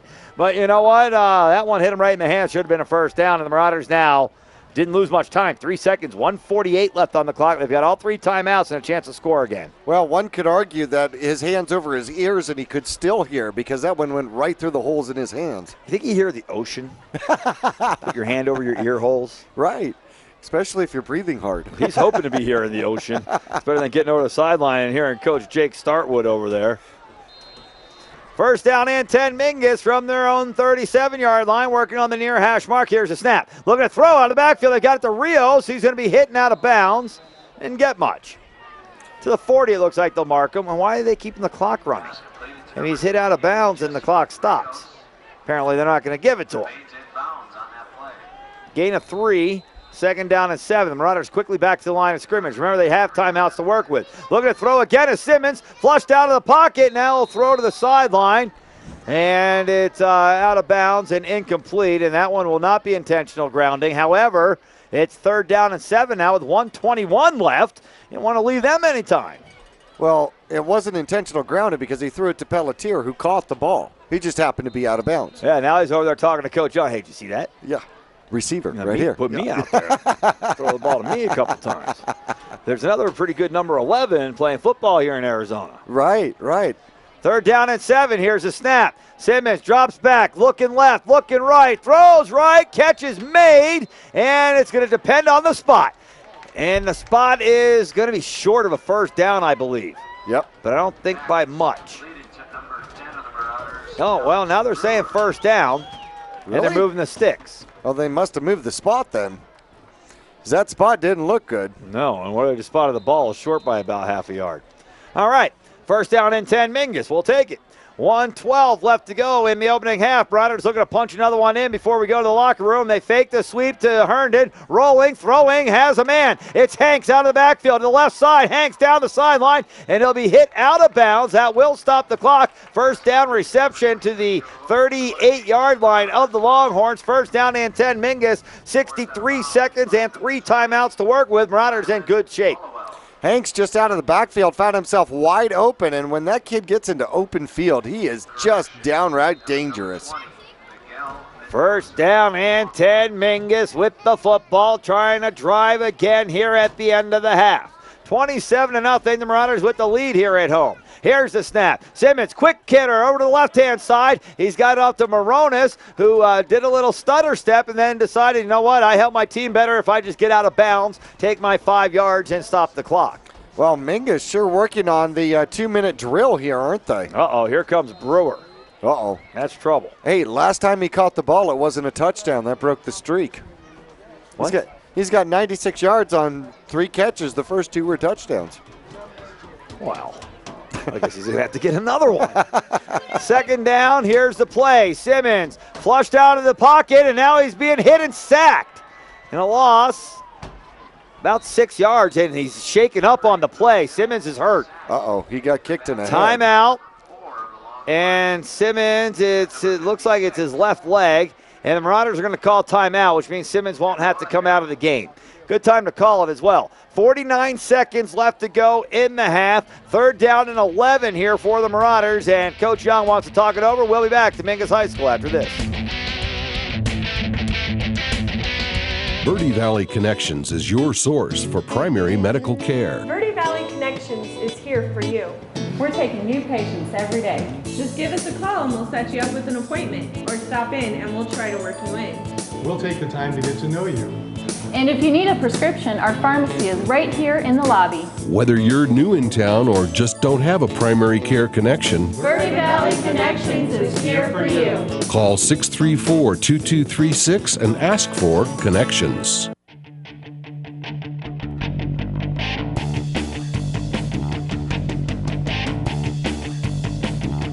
Back at Mingus High School, apparently Luke Simmons is going to be, no, Simmons is coming out of the game. Tanner Karen is coming in to run the offense here for the Marauders. Third down and 11 with 49 seconds left. Karen takes a snap, throws, has a man. It's Hanks behind some blockers. Hanks with a first down, still on his feet to the 20 and tackled right on the 20-yard line. Well, Tanner Karen comes into the ball game and doesn't skip a beat. First down throw on 3rd and 11, and the Marauders have it 1st and 10 at the Payson 20-yard line. That was a great screen, tremendous setup, and Hanks, well, felt like he was just running the ball out of the backfield. He had his whole offensive line in front of him. Simmons back in, and now we've got whistles blowing, and I think we've got a timeout. We do. Longhorns want to call a timeout. That's their 3rd timeout. Well, Tanner Karen comes in off the bench. You never know. You got to be ready all the time. Comes in for one play and picks up a 3rd and 11 for the Marauders. Has them set up first down and 10 at the Longhorn 20 here with 36 seconds and 2 timeouts left to work with. Fans, remember, Mingus deferred the opening kickoff, and they will have the ball to start the second half of play. And, you know, Coach Young said that running up the score doesn't do you any good. Then again, It did somebody some good somewhere. So it might be Mingus trying to punch them in whenever they can. Well, you know, I know that in collegiate football, they don't run up the score, but your points for and points against has a tremendous effect. Hey, speaking of collegiate football, how about the West Virginia Baylor game last Saturday? Holy smokes, 70-63 in regulation time. Wow, that was like a Mingus Greenway score, huh? That was unbelievable. No, Mingus Puriel Centennial, yes. Except that was 77-44. Right. First down and 10, Mingus from the 20-yard line. Here's a snap. Simmons looking to throw the slant to Moronis, and it's intercepted off of Moronis' hands. And coming down the right sideline with the football, Mingus will catch him and bring him down.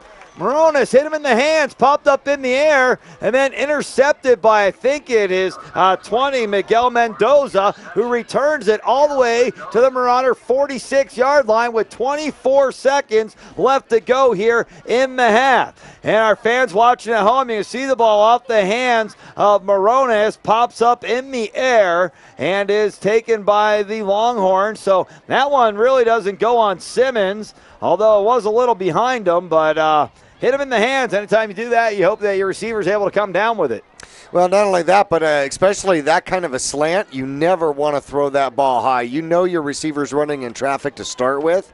You want to throw that ball low, so worst case scenarios, he's got to dive for it.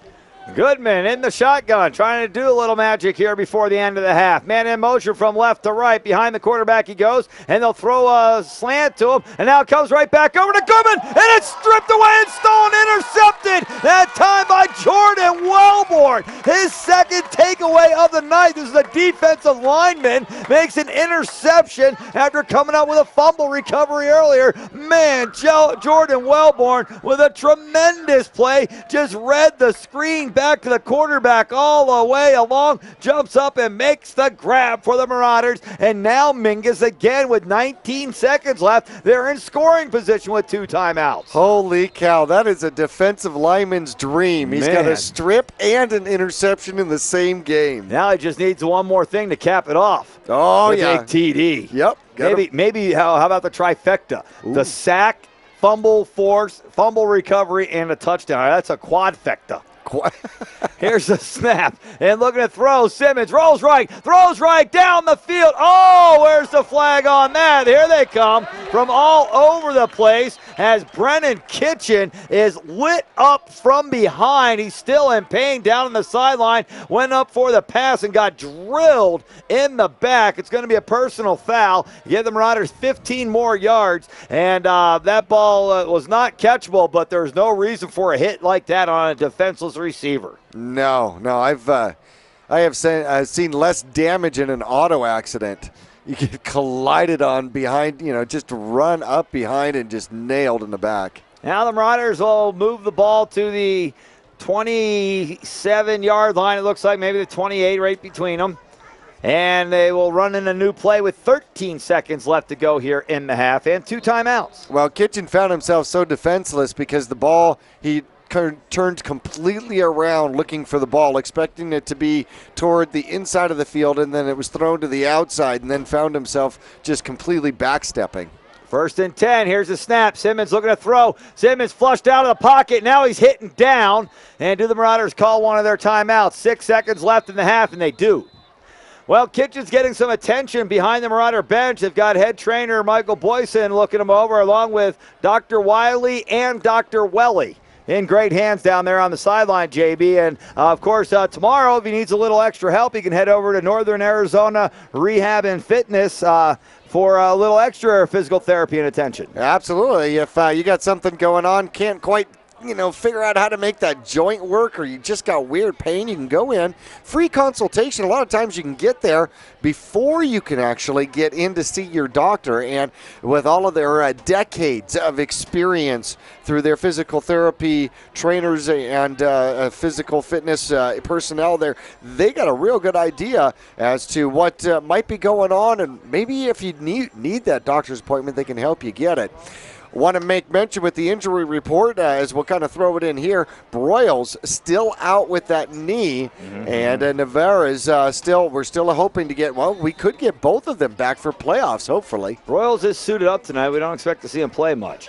2nd down and 15, essentially, and goal here. Looking to throw the ball. They do to right side to Brewer, who caught it on his knees, and that's going to run out the rest of the half unless Mingus calls timeout, and they do. So they've got 2 seconds left to go here in the half. The Marauders called a timeout with 2 seconds left. The officials are going to acknowledge that. The Marauders' last timeout, the Longhorns are trying to run off the field, and the officials are saying, no, there's 2 seconds left to go here in the half, and the Marauders are going to have one final attempt to throw the ball into the end zone here, leading 27-0. The ball is spotted at the 27-yard line, the original line of scrimmage to start this drive, and Mingus called a timeout with 2 seconds left. There's no doubt about that, and they'll have a chance for one more play. Well, Simmons has been sacked twice during the course of this game, and one of them on this drive. They're going to attempt a field goal. This is a 45-yard field goal attempt for the Mingus Marauders as Gilberto Cadera comes in to, I think it's going to be Jacobo. It is Jacobo that is coming in to attempt the long field goal, a 45-yarder, and why not? Here's a snap, and it's bobbled. And coming up with it is Karen. Karen now looking to throw. He throws it down the field to a lineman, and it's going to be knocked away, incomplete, and we've got a flag, and that may be for throwing the ball to a lineman. However, if Payson touched it first, and it doesn't matter, but I think they're going to say that Greg Charles may have been the first player to touch the ball, which would be illegal touching, JB. Right. And that will end the half. Of course, the half can end on an offensive penalty, not on a defensive. That one goes against Mingus, and that's unfortunate. Not a good snap and hold. I'd like to have seen Jacobo with a chance to kick a 45-yarder. Nonetheless, the Marauders lead here at the half, 27-0. We'll be back with the halftime show coming up after this. Keep your vehicle on the road and running right for less with Reese's Tire in Cottonwood. The Reese's Tire Car Care Club Card never expires, and you'll save almost $475 off car care services. For only $89.95, you'll get 4 free oil changes, plus discounts on brakes, AC service, batteries, and of course, savings on tires too. Come into Reese's Tire and Auto and ask us about our Car Care Club Card. At 2435 East State Route 89A in Cottonwood. Marauders fans, take note. Renegade Steakhouse is the place to enjoy good food, good friends, and good times. From Wrangler's Prime Rib to Cowboy Caviar, and from Cactus Fries to Cowboy Burgers, it's all here waiting for you. I'm Ty Stite, inviting you to visit us at Renegade Steakhouse, where we do things with a style all our own.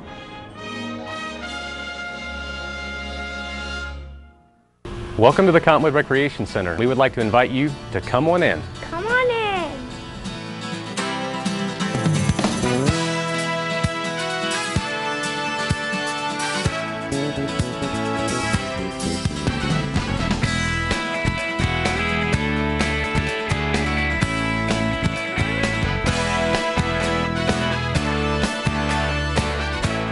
Our whole team is here to help you get the most out of each workout here at the Cottonwood Recreation Center.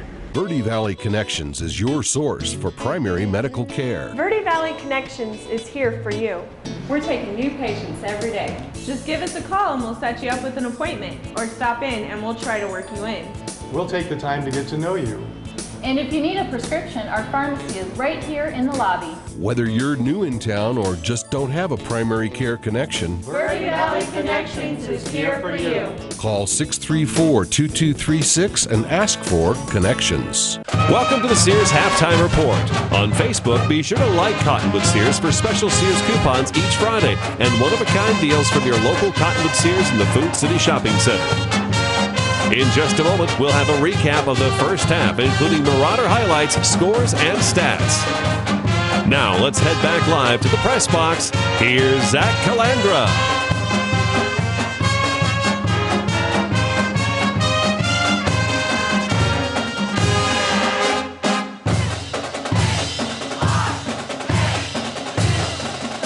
Back at Mingus High School here at the half, 27-0. The Marauders with the lead, and they'll have the ball to start the second half of play. And it's been deuces wild. 2 touchdowns for Brewer, 2 touchdowns for Herndon. The Marauders looking pretty good. Luke Simmons has thrown the ball pretty well. He's got a couple of touchdown passes. Marauders defense has been stifling. It's been a great game so far for the team in red. Oh, it has indeed. Mingus has pretty much done almost everything they've wanted. A few errors, and Mingus trying to put together the 2-minute drill, practice drill, here at the end of the first half, and did a pretty decent job with it, going for the 45-yard field goal attempt. Would have liked to see it. Yeah, would have loved to seen the attempt, just to see the attempt. Right. But the snap was bobbled, the hold was bobbled, I should say, and so it harmlessly went nowhere. You know, when we talk to Coach Young next week, we're going to say, Coach, went for a field goal 2 weeks in a row. And he's like, yeah, see what happened. We're not going to do that anymore. Come on, Coach. How are you going to get good at it if you don't practice it, right? Yeah, well, and they had a shot there. Just looked like the snap and hold, something went awry there. And Jacobo, who is the kickoff man, not necessarily the extra point guy in the short. We saw Cadera kick the field goal last week, but a long field goal, 45-yarder. They went with the soccer kid, Jacobo, to see if he can knock it in. Well, he's putting the ball in the end zone on the kickoff, so, I mean, he definitely has the leg for it. The question is the accuracy. Boy, it would be nice to see, wouldn't it, Jay? It would have been nice, yeah. I was hoping that they would go for that, but just because the playoffs are going to start coming up, and if you can kick a 45-yarder out here, you know that you have a shot when you get in the playoffs, and that's when things start tightening up and you don't have 55-0 wins. You know, you start playing close games, and you might need to knock in a 3 from when you get the ball to the 30-yard line. Well, how important would that be to not have to go for it on 4th and 3 at the 30-yard line? Right. I mean, seriously, that would definitely be true. Of course, there's a coach in California that said, what do you mean you're not going for a 4th and 3? That's an easy one. Right. The team in California, Jay, hasn't punted in 2 years. Coach doesn't believe in it. Doesn't matter where you are. Got the ball, you're on 10-yard lines, 4th down, you go for it. Hey, why not? Yeah, it's like 49 and something in the last couple of years. Obviously, they don't have a kicker, do they? They're not developing punters out there in Cali. No punters in Cali, no. However, we do have an extra linebacker. Well, one of the best punters in the NFL or coming out of college football last year was in California at the Cal Bears, selected in the 3rd round.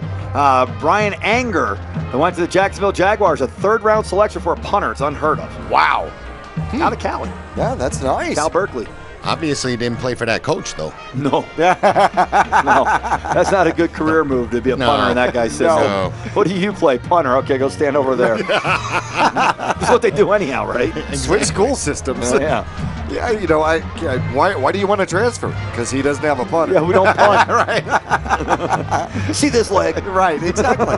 The one that's 5 inches or bigger than the other one. Yeah. Hey, the Mingus Marauders, shutting them out in the first half, have never trailed in this one. They started 6:44 in the first quarter, and a 29-yard run by Herndon puts the Mingus Marauders up first, and it was on a, it went right through the 4-hole for the Mingus Marauders. Great block by the offensive line, good cutback, and Herndon takes it all the way to pay dirt. Cadera gets the extra point. It was 7-0. You know, something I've noticed about Herndon tonight is he's running that sweep to the outside and then cutting it back in and not taking it all the way to the sideline. Initially, he's getting through the line of scrimmage before he gets all the way to the, as you would call it, maybe the 8-hole, and he's cutting it back into maybe the 6-hole before he goes outside. So he's getting through the line before he takes it to the outside and down the sideline. Well, that's, you know, and if a team is going to over-pursue you to the line, hey, that's what's open, right? Right.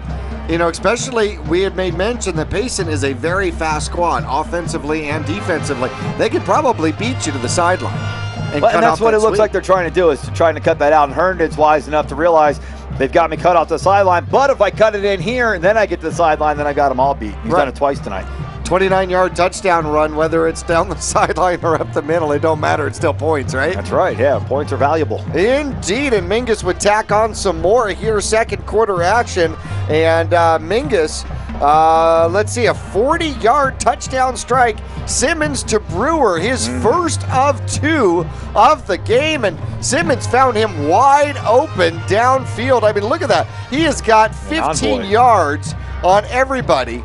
And just absolutely untouched, unmolested into the end zone. The extra point by Cadera was good. Still second quarter action, 8:16 left to go.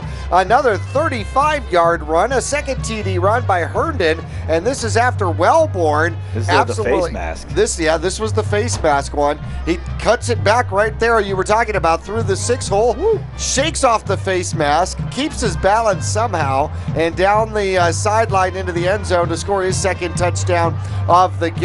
And what was absolutely wonderful, the play before that, Herndon got Wellborn got the strip. Well, it wasn't a strip, it was a steal. Yeah, he just took the ball away from him. Give me that. Hey, give me your lunch money too. Probably. So Mingus led at that point. The first of 2 takeaways for Wellborn tonight. Yes. Yep, and this was a 4th down attempt that Mingus just absolutely devoured, and I think it was Wellborn getting in for that as well. Mingus led 20-0, and the extra point, by the way, was blocked after that Herndon touchdown. Second quarter action, still 3 minutes left to go. Mingus would tack on more. A 50-yard touchdown pass as Simmons finds Brewer again for the second time in the first half. A one-hander. Yes, it was a one-hander thrown off a little bit, that slant, that post, if you will, and a great cutback. Gets the safety in the corner to run into each other, and I love how he runs 2 yards into the end zone and stops. Right, turns around to see who's following me. Right. Yeah, see who's going to hit him, right? That's right. All right, fans, it's 27-0 here at halftime. The Mingus Marauders with the big lead, and they'll have the ball to start the second half. We'll be back with more in the halftime show with Jay from Sears coming up after this.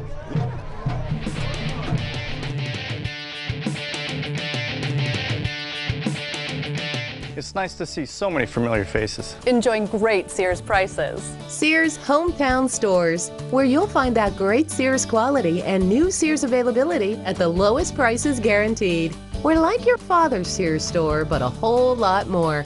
If it's not on our shelf, it's right here online, and we'll have it delivered to your front door. Plus, we have the largest selection of home appliances in the industry, including the top 10 national brands. Sears Hometown Stores, we're in your neighborhood. Your life, it's all out in front of you. Your future, wide open. Come and get it. Degrees that transfer, programs that train for jobs. Yavapai College. Life explored. It's a big world. So many places to go and things to see. Experiences you've dreamed of. They can all start closer to home. Degrees that transfer, programs that train for jobs. Yavapai College. Life explored. Two things we can count on every year. A new set of tax rules and great weather here in northern Arizona. Jackson Hewitt Tax Service, locally owned and operated by Lewis Rice since 1997, is here for you all year long. Your neighborhood Jackson Hewitt Tax Office will help you in all of your taxing situations. Electronic filing is always free with your tax preparation at Jackson Hewitt Tax Service. Get more in return. Call 1-800-234-1040 for an office near you. Verde Valley Connections is your source for primary medical care. Verde Valley Connections is here for you. We're taking new patients every day. Just give us a call and we'll set you up with an appointment, or stop in and we'll try to work you in. We'll take the time to get to know you. And if you need a prescription, our pharmacy is right here in the lobby. Whether you're new in town or just don't have a primary care connection, Verde Valley Connections is here for you. Call 634-2236 and ask for Connections. Each year, the faces change, yet the will to test one's passion remains the same. A courage that fosters a sense of pride in each of us. Keeping that pride strong and healthy is our job. That hurts a lot, huh? World-class therapists, nurses, and orthopedic surgeons focused on keeping our athletes in the game. From prevention, diagnosis, treatment, and the latest in non-invasive surgical techniques, you can feel confident that we're on the sideline, ready when you need us.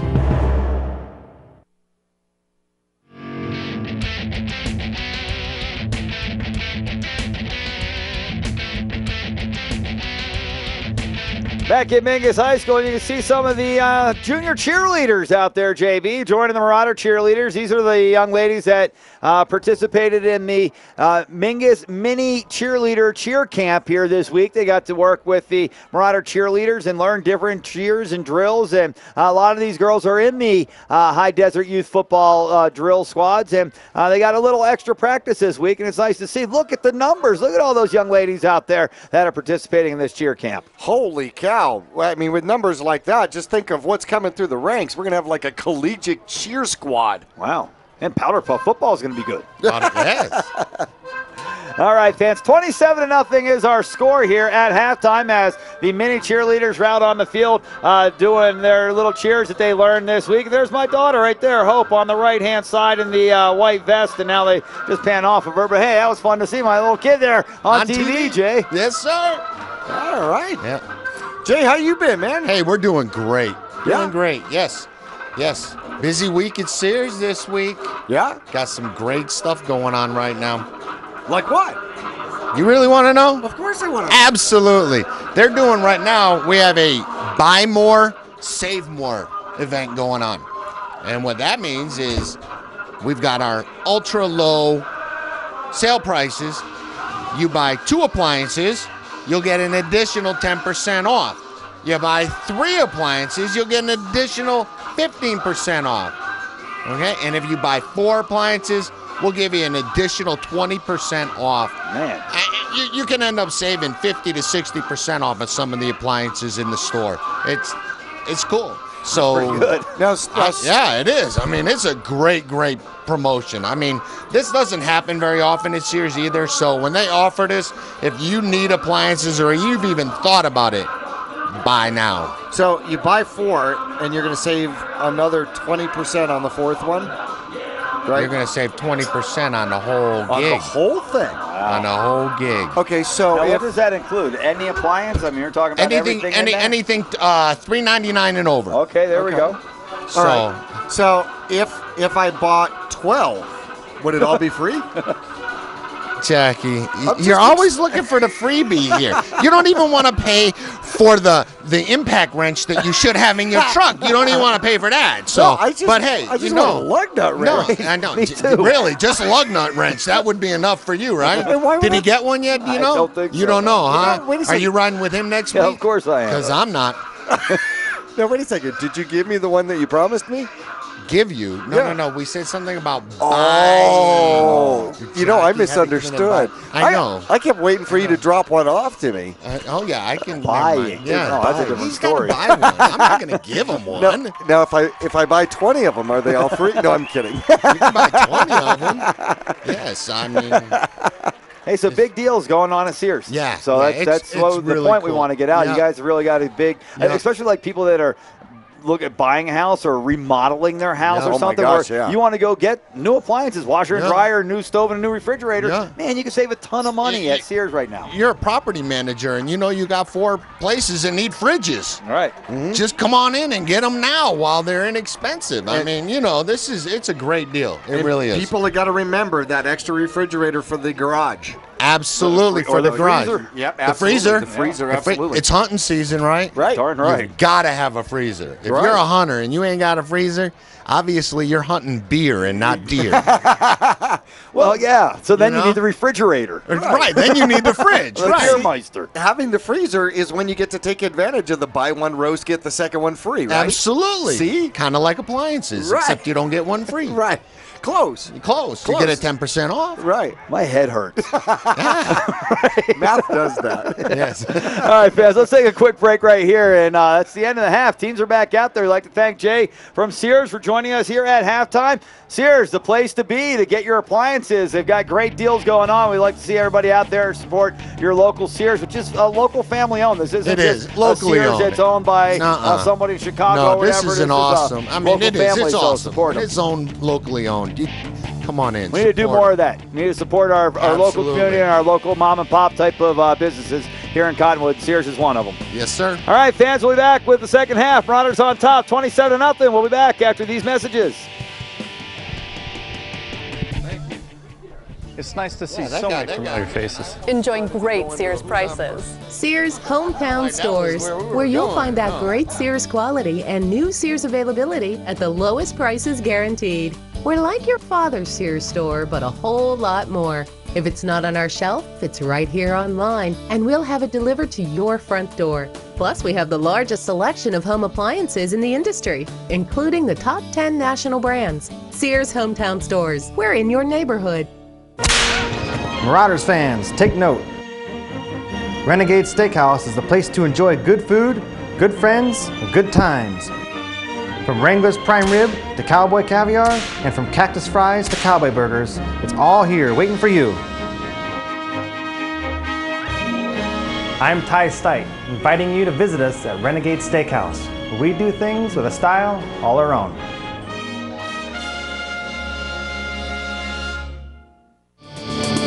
Your life, it's all out in front of you. Your future, wide open. Come and get it. Degrees that transfer, programs that train for jobs. Yavapai College. Life explored. It's a big world. So many places to go and things to see. Experiences you've dreamed of. They can all start closer to home. Degrees that transfer, programs that train for jobs. Yavapai College. Life explored. This has been the Sears Halftime Report. Can you name the top 10 national appliance brands available at your hometown Sears? Ready, set, go. Or cheat and visit your Cottonwood Sears in the Food City Shopping Center and ask about their price guarantee.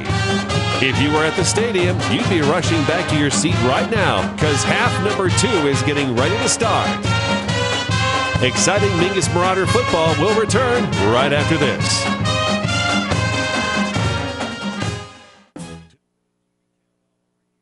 Mingus High School, the Marauders will have the ball to start the second half of play, leading 27-0 over the Payson Longhorns. Payson a kickoff for the first time tonight, which means the Marauders will have Brennan Kitchen, who's back in the ball game, looks to be okay, and Tyler Herndon deep to receive, and it's an onside kick, and it is going to be recovered by Mingus, it looks like. I thought it was going to go out of bounds, but finally somebody was able to jump on that non-round ball and pick it up for the Marauders, and it looks like, is it 26? Looks like it might be, it's 26. It's Cadera. Well, that's the second one Cadera's picked up off the turf, almost in the same area, too. And does his team a great service by getting a hold of that one. That was almost recovered by the Longhorns. Marauders bring their offense out for the first time here in the second half with a 27-0 lead. 2 touchdowns running the ball in the first half, both from Tyler Herndon, 2 through the air, both from Simmons to Brewer. And that's how the Marauders have accounted for all 4 of their touchdowns. 1st and 10 now from the 40-yard line. And here's a run to the left-hand side to Rios. Back to the middle. Rios with blockers in front to the 30, to the 20. Down the left sideline he goes, and he'll take it to the house. Touchdown, Jesse Rios takes it in from 59 yards out. And just like that, one play, one TD, and the Marauders extend the lead now 33-0 with an extra point attempt coming. Great blocking downfield, and his wingman running all the way down the field. Moronis. Was it Moronis? Oh, no, it's 63, not 83. Yeah, it's Gregson. That's a lineman. Right. Running down the field, blocking for you. And almost running as fast as Rios. Yeah. Yeah, that one, they'll look at that one at films. Tanner Karen in to hold. Gilbert Cadera in to attempt the extra point, and under pressure, he's able to get it off and good. 34-0. The Marauders score 15 seconds into the third quarter. Let's take a break. We'll be back with the Mingus kickoff coming up after these messages. Service, convenience, price. Taylor Waste is locally owned and voted #1 in residential garbage collection for the past 8 years in a row. And right now, new customers will enjoy 2 months free service with your switch to Taylor Waste. Add an extra container and take part in Taylor Waste's popular clean recycling program as well. Hi, I'm Chris Taylor, owner of Taylor Waste. We're proud to serve our friends and neighbors with service tailored to your needs.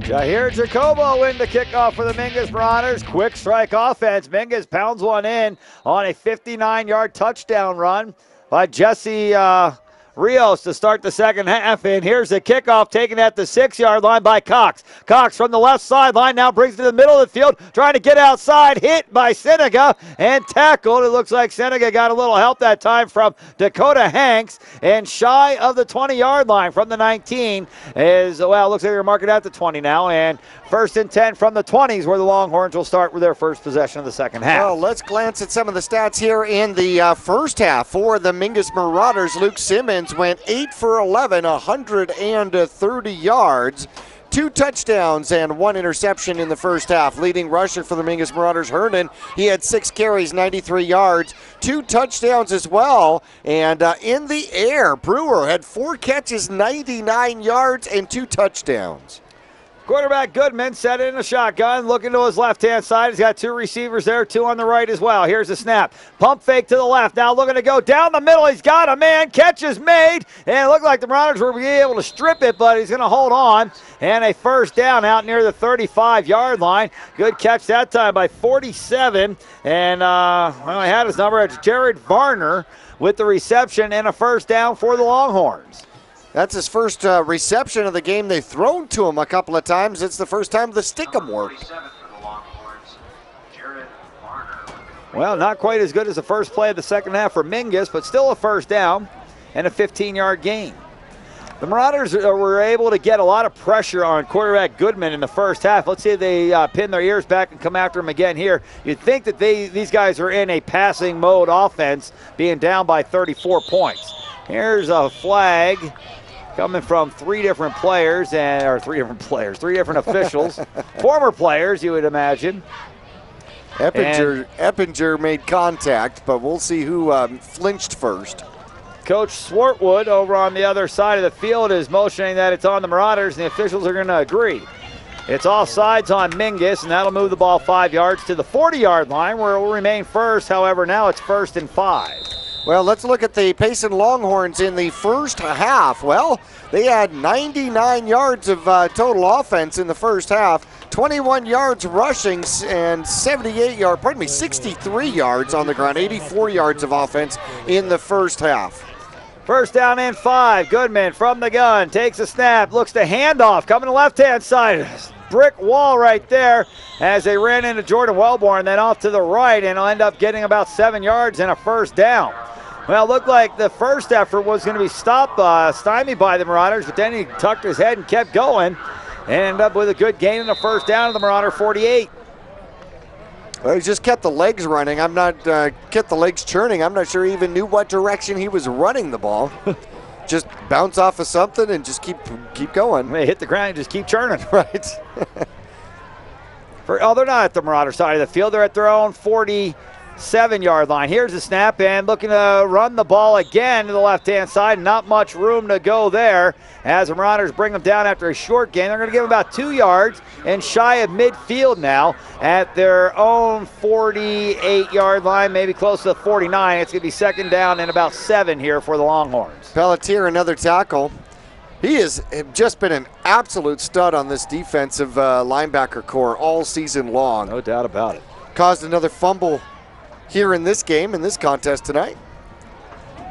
Here's the second down play from the shotgun. Goodman looking to take the snap. There it is. And he'll roll left. The quarterback keeper all the way this time. Bottled up after a short gain to midfield. He may be across midfield to the Marauder 49, but not much more than that. It's a gain of 2 on the play, and it will bring up third down and about 5 here for the Longhorns as they run players in and out of the formation, bringing 47 Jared Varner back out on the field.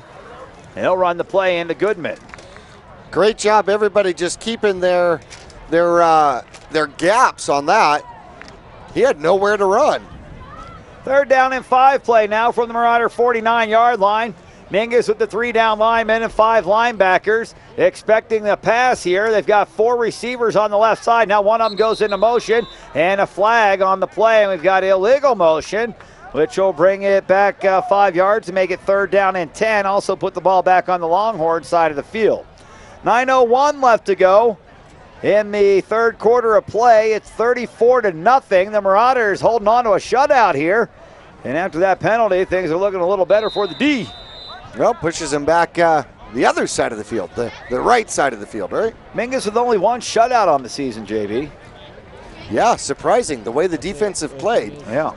However, there's been a couple of times where the offense has screwed up the shutout. Giving up some of the points, yeah. Right. Third down and a little more than 10, it looks like. It's going to be 11 officially, back at the 46-yard line. Man in motion from left to right. Goes in between the quarterback and the center. Quarterback Goodman rolling right. Goodman going up top down the right-hand side. It's up for grabs and incomplete. Brewer had the initial play on it, and it looks like the intended receiver may have turned corner on the play that time and knocked it away, and now the Marauders will force the Longhorns into a punt situation. However, you're down 34-0 on the road. Even if it is 4th and 11 from your 46-yard line, you might go for it. And I wouldn't put a fake out of the question here. Although he's counting guys out there. Vols, the punter.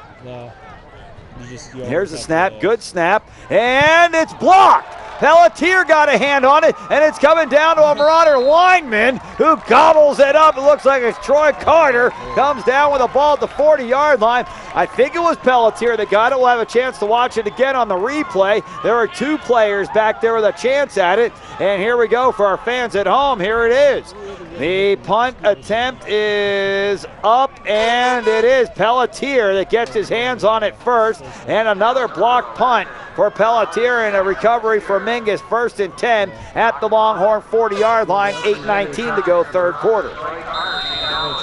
Another offensive lineman with his big old paw, or defensive lineman with his big old paws on the ball. Yeah, they're feasting on it. Up, now we've got a false start on Mingus. That time it was Aaron Volk, the right tackle, moved before the snap, and that'll back the Marauders up 5 yards. 1st and 15 now from the 45. Remember the last time the Marauders had the ball, they didn't have any problem, 59 yards and a touchdown. Right. Well, that's how you pad the stats. They've had too many games where they've started the ball at the 32 and the 21 and the 9. The opponents. Right. Yeah.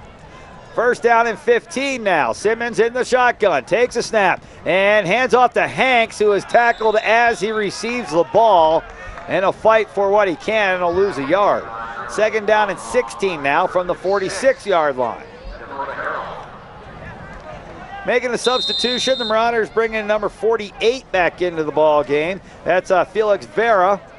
And Dakota Hanks, that last carry, fans want to remind you that tonight's game is being dedicated to Dakota Nash, a former Marauder, would be a junior this season. Here's a handoff up the middle to Dakota Hanks, who jumps out of a tackle, almost breaks it, but a grab of the ankle from behind is going to stop him shy of a 1st down by 2 yards. A 14-yard carry, and now 3rd down and 2 for the Marauders from the 32-yard line. Man, he was lifting his foot just a little bit quicker away from breaking that one for a touchdown. It's the pink shoelaces, dude.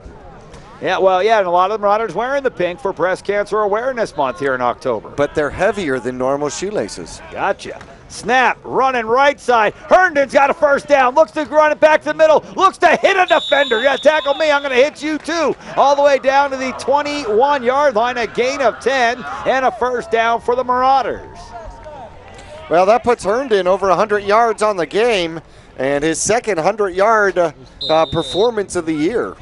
Fans, they were passing around a jug earlier to take collections for Dakota Nash, who is looking to get some treatment after struggling with leukemia. And the Marauders looking to run again. This time it looks like they're trying to get it to Rios, and he's caught in the backfield for a loss of 2. And it not only Dakota Nash, but also a young lady, Kelsey Freeman, who has cystic fibrosis, and at some point she's going to end up needing a liver and lung transplant. So trying to help their own here, the Mingus Marauders, as this game's dedicated to Dakota Nash here tonight. Well, every parent, I mean, this is it is an absolute nightmare.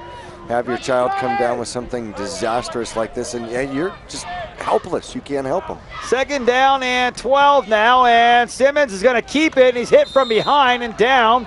So he's going to lose another yard. 3rd down and 13 now for the Marauders. And for our fans at home, you just saw the picture there on your screen of Dakota Nash and Larry Fitzgerald. How great is that guy? I mean, he takes his time, doesn't have to, but he takes his time to go out and visit people in the hospitals and people that are down on their luck and health. And you really got to give it to Fitzgerald. That young man is a quality individual. Oh, without a doubt, and has some of the most adventurous vacations, too, does he not? I don't know. I'd like to find out. Oh, yeah, they talk about him scaling mountains, all sorts of stuff. 3rd down and 13 now for the Marauders. Here's Simmons from the gun, throwing over the middle, and it's in and out of the hands. A little high and behind the intended receiver, who may have been Moronis again. And that was kind of the same play earlier that Moronis got his hand on. It was intercepted. Again, that one thrown a little behind him, and he did what he could do to get his hands on it. Now the Marauders on 4th and 13 from the 24-yard line are going to go for it. Now, or why not kick the field goal? You're right, exactly. I mean, we tried as time expired in the first half, tried the 45-yard field goal. All right, this one will be a little closer. But they're going to go for it. 4th and 13. Longhorns jumping around the line of scrimmage, and there's a flag. And I think they may have caught him jumping across the line of scrimmage. No, looks like it's going to be on Mingus. It looks like the wingback moved just a half a step before the snap. Or, I think he was lined up in the slot on the left. Well, Coach Young's looking for a player on the sideline, but not a kicker. Ball back to 29, and Vera will run the play in here for the Marauders. Another 5-yard penalty, and Coach Young might break down and go for the field goal. Yeah, well, this is about where it was last time. And Brewer comes out. Interesting. He's got 2 receiving touchdowns in the game so far. And your go-to guy, throwing the ball. It's 4th and 19. Simmons from the gun. Man in motion is Herndon from left to right. And they fake the handoff. Now they'll throw it to the left-hand side of the field, and not much doing. They got it to Moronis. He caught it, but the defense wasn't buying it, and they end up tackling him for a short gain of about 3 yards, and it is a turnover on downs here for the Marauders. 5:29 left, third quarter of play. 34-0. Mingus with the lead here at home. Well, it's almost like they were trying to force it to Moronis on that series. Going to get it. We're going to get to the ball. We're going to get the ball to Moronis. Trying to get him involved. Right. Although I can understand that, especially if you're looking for that go-to guy later on in the season or a tight game, and they're triple covering Brewer or whatever. Longhorns take over, 1st and 10 from their own 27-yard line. Here's the snap. Goodman looking to throw. Down the middle he throws, and it is tipped by Garcia, and then maybe a receiver got a hand on it, but nobody had a chance to catch it, and it falls incomplete. 2nd down and 10. Interesting that Pierce was back on the coverage. Apparently he had one of the slot backs or receivers in the slot as far as coverage. Both receivers converging pretty much on the same point. I think a lot of high school play callers do that on purpose so that you got 2 receivers in the area. If the accuracy isn't there, you got 2 shots at it. You got another guy that he might throw it to. Right, exactly. You know what I mean? Nonetheless, it's 2nd down and 10 from the 27. Quarterback Goodman stays in a gun. He splits 4 receivers in a box now on the left-hand side. Now they'll switch into a diamond. Looks at him, takes a snap, and they're going to throw a screen and have it to Cox. Cox hit by Pierce, and now finally upended just across the 30. That one goes for about 3 yards and brings up 3rd down and 7 now for the Payson Longhorns. We've seen them in that formation numerous times tonight, and it really hasn't gone for much. Now, if all 4 receivers were wearing pink belts, then it would be kind of like a bow around the box, wouldn't it? Yeah. Or ribbon? A ribbon around the box. Well, Christmas is coming. Pink ribbon. There you go. A lot of Mingus Marauders out there wearing pink, and I know a lot of the youth football squads will be wearing pink to show their support as well. 3rd down and 7 now from the near hash mark, going right to left across your dial here. Waiting the snap is Goodman. There it is. Goodman looking right. Goodman now flushed out of the pocket. He'll throw it up for grabs, and it is nearly intercepted by Garcia, who's the only player who had a shot at it. And he made a diving attempt, came up a little short. And now Payson faced with 4th down and 7 from their 31-yard line. They're going to look to punt the ball away to Mingus, trailing 34-0 with 4:34 left to go in the 3rd quarter. That's what pressure on the quarterback does. He had absolutely no chance of getting that ball completed. Well, we haven't seen Garcia with a chance to return one yet. The last one was blocked by Pelletier, who's coming off that left edge once again. Looking a little bit like Chris Long last night with the Rams. And here he comes. They're going to throw it, and it is incomplete. A fake punt thrown to the right side. Flags come flying. Sam Boatman was the intended receiver. And depending on the flag here, looks like we may have a turnover on downs. If it is an illegal motion against Payson, Mingus will decline it. And they'll take the ball. They do decline it. It is the call. 1st down and 10. Mingus at the Payson 31. And now, and there's still a lot of football to play, JB. We still have 4.5 minutes left here in the 3rd quarter. Let's see if the Marauders start sending some numbers out there that we haven't been seeing all year. No, it's not going to be on this series. Bringing the regular squad back out there. Well, let's see what Payson has done here as they played some of the bigger schools. They lost 47-6 to Sholo earlier in the season.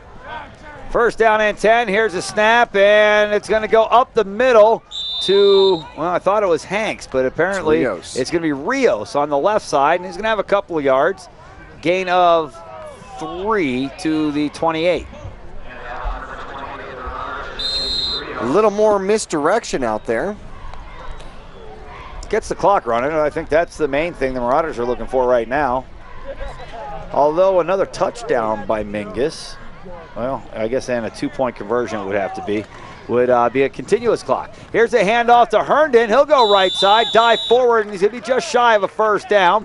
So bring up 3rd down and 1 from the 22. They need to get to the 21-yard line. But the Marauders are running the clock, and that's what they're really concerned of at this point, just getting this game over. 34-point lead is comfortable enough. I would imagine Luke Simmons probably won't put the ball up much anymore during the course of this game. No, I can't imagine unless it's 3rd and long. Man behind Simmons appears to be, I think it's Hanks. And it is Hanks. He'll get the carry and the first down. Hanks through the middle, and he's still on his feet. Now being pushed backwards. He'll have a first down carry inside the 20. They're going to give him, now he was down around the 16-yard line.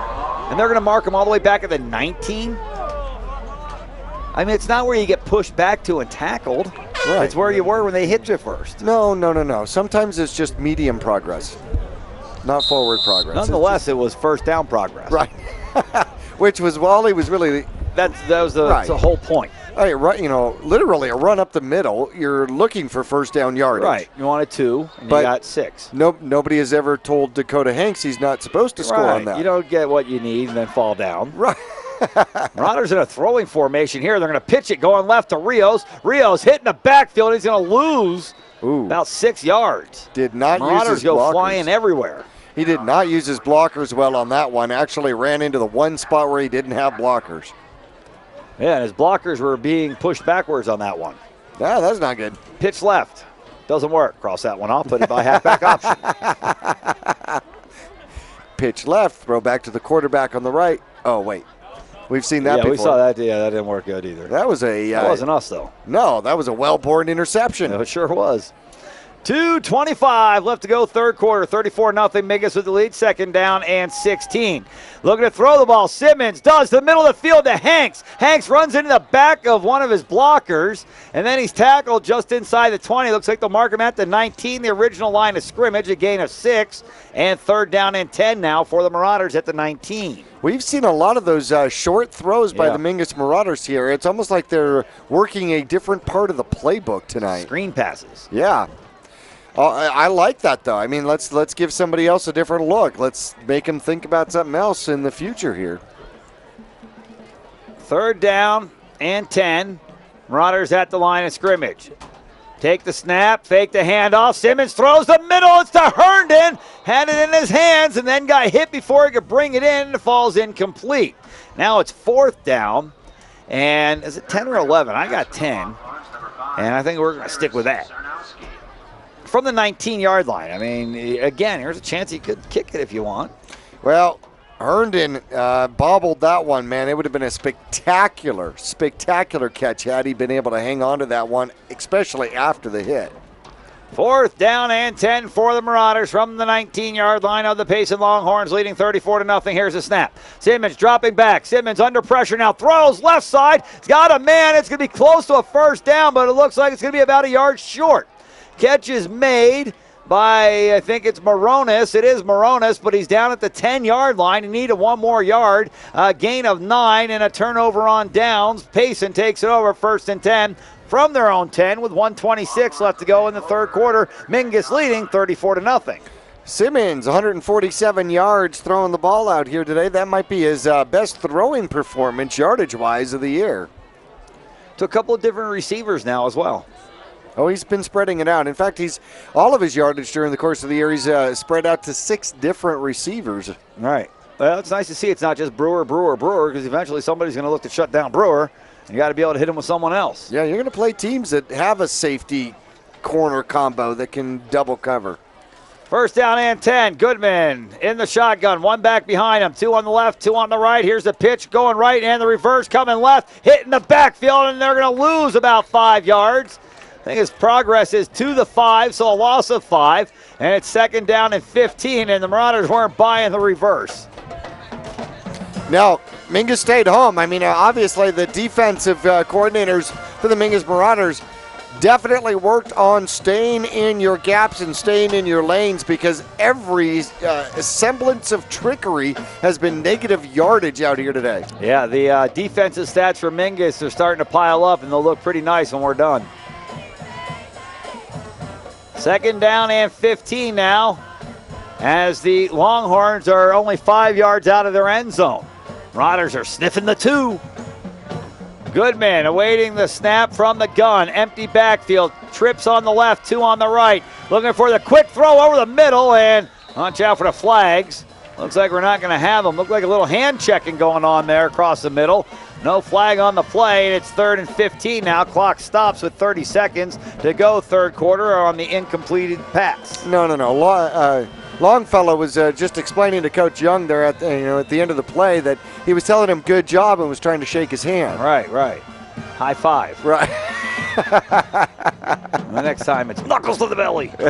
3rd down and 15 now. Longhorns back in a huddle. Clock stopped. Now, if they don't make this, they may have to punt out of this end zone, which Pelletier already has 2 safeties by himself this year. And a couple of blocked punts. Right. Well, that's how he's gotten safeties, too. 3rd down and 15. Goodman. Here come the Marauders. They're under pressure, and they're tipped up at the 10-yard line. Mingus had a chance for an interception. Is that Broyles out there? It might be. It is. It is. Anthony Broyles in the ball game for the first time since week 1 when he suffered a hurt knee, an ACL tear, not complete tear, but a little tear in his ACL, and he's been out. Finally came back to practice, and Coach Young puts him out there here, leading 34-0. 4th down and 15, and standing on the back line of the end zone to punt it away. Good snap, and the punt is going to be, well, I don't think they blocked it, but a flag comes out, and the roll is going to go all the way to the 43-yard line, and I don't think it will be roughing. Oh, it is. Personal foul. You got to be kidding me. Wow. There's no way. And I can't believe they didn't get a hand on it. No. I can't believe they didn't get a whole body on it. Man, that ball must have just somehow skimmied out between them. We want to see that again. There's no way that's roughing. If anything, it was. Oh, did you hear they're getting rid of flopping in the NBA this year? Really? Pretty cool. Yeah. The Vlade Divac rule is gone. That's what that was a flop. But yeah, they're talking about, I think after your 6-1, fines up to $30,000, and then after your 6-1, a suspension for flopping. Yes, but you get offers from Hollywood for acting, right? Well, yeah, if you're on the LA, Clippers, Lakers, and you do double duty. Here, we're getting a look at it on our replay, and there's the kick, and I don't think they even touched him. And besides which, they may have at least gotten a piece of that ball. Right. And if you get a piece of the ball, then the kicker's... Yeah, right, free game. Right. I remember Penn State years ago when they had LeVar Arrington there. His job was after the punter punted the ball to make sure that he didn't make the tackle. Right. So he just beat the guy up until the ball was down. The guy get up and push him down. Get up and push him down. That was his job, was to make sure that the punter didn't get in on the tackle. What a great job for a linebacker. No kidding, huh? He punts it, you beat him up. All right. However, in the high school ranks, sometimes the punter is one of the best players on the squad, too. Right. Right. He gets up, he beats you up, No, goes down and makes the tackle. Right. Well, look at the Marauders. Mingus has their quarterback, one of their best players, as their punter. Right. And I remember a few punters during the course of the Mingus Marauder history. Kronk, DeFligger. Right. These people will hit you, no problem. Wilcox, absolutely. Is that going to be enough for a first down? It's an automatic first down on a personal foul. So that'll be the second first down on penalties. Oh, wait a minute. I call personal foul on Payson also. So, which moves it back to the 10-yard line. Wait. How come it's 15 against us and 10 against them? Now they're going to talk about it. This is new math, Coach. This is new math, right? And it's an automatic first down. Interesting. Oh, I get it. They're starting the whole series over. Basically, it's at the 10-yard line. The sticks haven't moved. Did they put the time back on the clock? No. That's what I want to know. I don't like the new math. I was wrong, sir. Oh, no. Yes. Simmons had 150 passing yards against Chino Valley. Oh, well, it's still attainable. We still have a whole quarter to go. If he gets to play. Look, there's Coach Young. He doesn't look like he's enjoying that call. Here it is, 1st down and 10 now. Payson with the ball. Here's a snap, and they're going to hand off, looking to go left side, and Mingus all over him and down for no gain. They'll give him progress back to the line of scrimmage, but nowhere to run that time for number 12, R.J. Cox, and he's knocked down for no gain, 2nd and 10. Mingus does that so well, just holds him up for presence for the linebackers. Right, everybody come get a shot. Make sure you get a good one. That's the end of the 3rd quarter, 34-0. Mingus with the lead over the Payson Longhorns. And let's take a break right here. We'll be back with the 4th quarter coming up after this.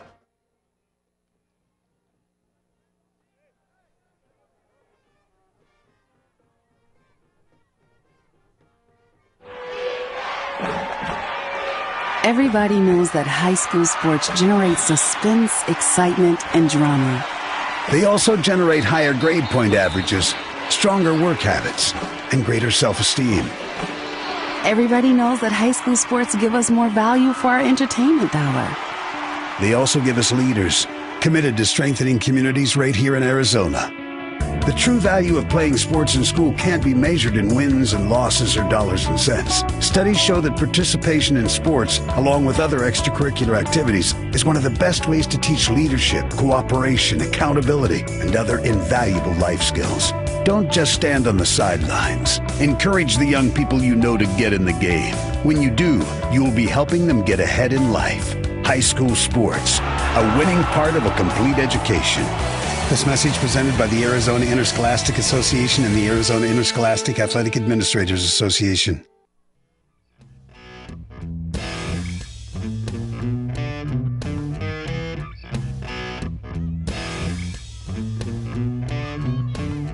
High School as we start with 4:48. The Marauders leading 34-0. Got some other scores for you. Sandra Day O'Connor has opened up a 34-6 lead over Bradshaw Mountain in the final in the American League. Baltimore defeats the Texas Rangers 5-1, and they will host the New York Yankees on Sunday.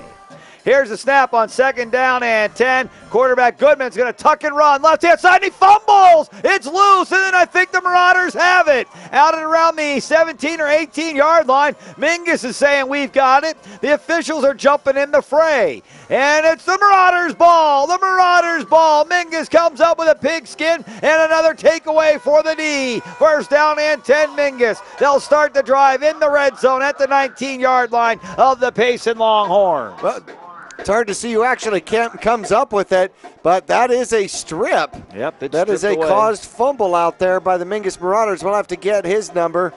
And let's see, Carter had a shot at it. Kitchen had a shot at it. Yeah. Looks like Kitchen may have gotten it. We'll have to wait until they get up. Everybody's jumping in on it. We're watching it here on our replay with our fans watching at home. Look at Brewer. He's sure who has it. He comes running. Hey, that's our ball. 1st down and 10. Mingus from the 19-yard line. Here's the snap. And a handoff right side to Herndon. Herndon breaks into the secondary to the 5 to the end zone. Touchdown! Tyler Herndon takes it to the house for the 3rd time tonight. That time a 19-yard carry and a touchdown to put the Marauders up 40-0 with 11:36 left to go here in the ball game. Well, Mingus had been, I don't want to say struggling, but somewhat silent with the cannon for a while. And happy to get it back into the end zone. Cannon was cooling off. Jesse Dowling's got it fired up once again. And the Marauders looking to attempt the extra point. Kadera the kicker. Tanner Karen the holder. There's a snap, good snap, and the kick is blocked by number 51. Jack Boatman gets in to make the block, and the Marauders are not successful on the PAT and lead 40-0 with 11:36 left to go. Timeout. We'll be back after these messages. Your local Taco Bell invites you to Live Moss. Try the Doritos Locos Tacos today, made with a shell of real nacho cheese Dorito chips. Convenient hours, drive-through, and open late every night. Visit your local Taco Bell, located on the corner of Highway 89A and Cove Parkway in Cottonwood.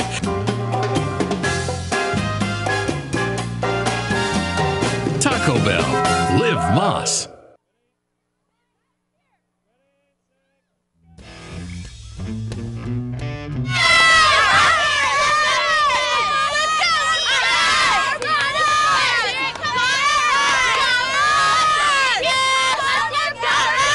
Back at Mingus High School, look at some of the Marauder cheerleaders there cheering their team on to a victory here tonight. Here's the kickoff from Jacobo. It's high, and it is taken at the 5-yard line. Looks like Cox. No, it's not Cox. Coming up the left-hand side and knocked out of bounds across the 20. And I'm trying to catch a number, and it may have been Cox, number 12, with the return. It's either, oh, wait, no, it looks like it might have been number 32, Sam Boatman, with the return that time. And he has it all the way out to the 23-yard line, where it'll be first down and 10 for the Longhorns. Their offense has been absolutely stagnant here in the second half, JB. Marauder defense has really stood up to the task, and now are only 11 and a half minutes away from their second shutout. You know they're feeling it right now. Well, Mingus has been able to rack up 412 yards of offense against this Payson Longhorn team. Here's a snap, and quarterback Goodman's going to try to carry it himself, and he's going to have a couple of yards, and maybe they're going to mark him down right about the line of scrimmage. I think it's going to go, well, they're going to give him a yard. It's going to go for 1. It's going to bring up second down and 9. Well, in the first half, at the end of the first half, the Payson Longhorns had 84 yards of offense. Here at the end of the third quarter, if you include that 1-yard run, they got 110 yards of offense. So 16 yards of offense. 26 yards of offense in the whole third quarter. Second down and 9 now. Goodman in the shotgun, takes a snap, hands off to his fullback, and he's not going anywhere. Spun around and down. Longfellow with his hands around his ankles, and a short gain about another yard to the 25-yard line, where it's going to be third down and 7 now for the Longhorns. And the Marauders starting to make some substitutions, bringing some different guys in and out of the game. However, the bulk core of their defense is still out there. Payson averaging less than 1.5 yards per carry. They got, 29 yards on 20 carries. Ouch. I know. Now, interesting, Goodman, first game back for the Payson Longhorns. Wasn't as fun as he thought. No. I remembered. Right. I'm going to play Elchese again. Right. Third down and 7. Fakes the pitch. Looking left. Under pressure. Breaks free. Now he's under pressure again. And he's free again. Running to the left and down. Carter got him and wrapped him up and brought him down for a short gain. Back to about the 25. They might give him the 26-yard line, which would be a gain of 1 and bring up fourth down and 6. Wow. Well, the Marauders had shots at him in the backfield. The thing is you break so many tackles in the backfield, by the time you get running and get brought down, you're only back to the line of scrimmage. Right. Not only that, but Goodman's getting up going, you know what, I understand it with the guys with the 12s and the 20-somethings catch me. Old number 72 hit me. Got problems. And the Marauders coming after another punt. I think we got a block in the back. We do. And the punt is going to take a Longhorn bounce, and Mingus will get away from it. But we've got a block in the back, way back at the line of scrimmage. I think Pelletier, they were tired of watching him jump on the ball. And as soon as he... What? A hold against Mingus? Oh, no. We'll have to see that again. I mean, it looked pretty. Well, now they're talking to Mingus. He may have just signaled the wrong way. Right. I think is what we have, and yeah. It's going to be holding against Payson. There we go, and it's declined. Mingus says, we'll take the ball. We're happy with it. 40-0. Mingus with the lead with 9:17 left to go. And now, again, here's a situation where they don't have a whole lot of field, 54 yards to play with, but they want to start running it and running this clock a little bit and just get this thing over with, Jack. Well, Mingus hasn't been in to continue his clock in quite a while. No. During the course of this season. Even with Cortez. Yeah. It was just the Chino game, I believe. Yeah. And it looks like they've got Tanner Karen in at quarterback now for the Marauders.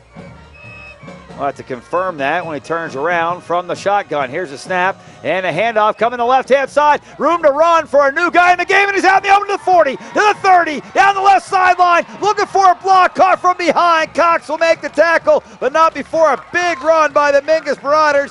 Javin Helsel comes up with a big run, a sophomore, 5'9", 170, and he rips it all the way down to the, where are they going to mark him, the 12-yard line. A big gain on the play for Mingus, a gain of about 40 yards or more.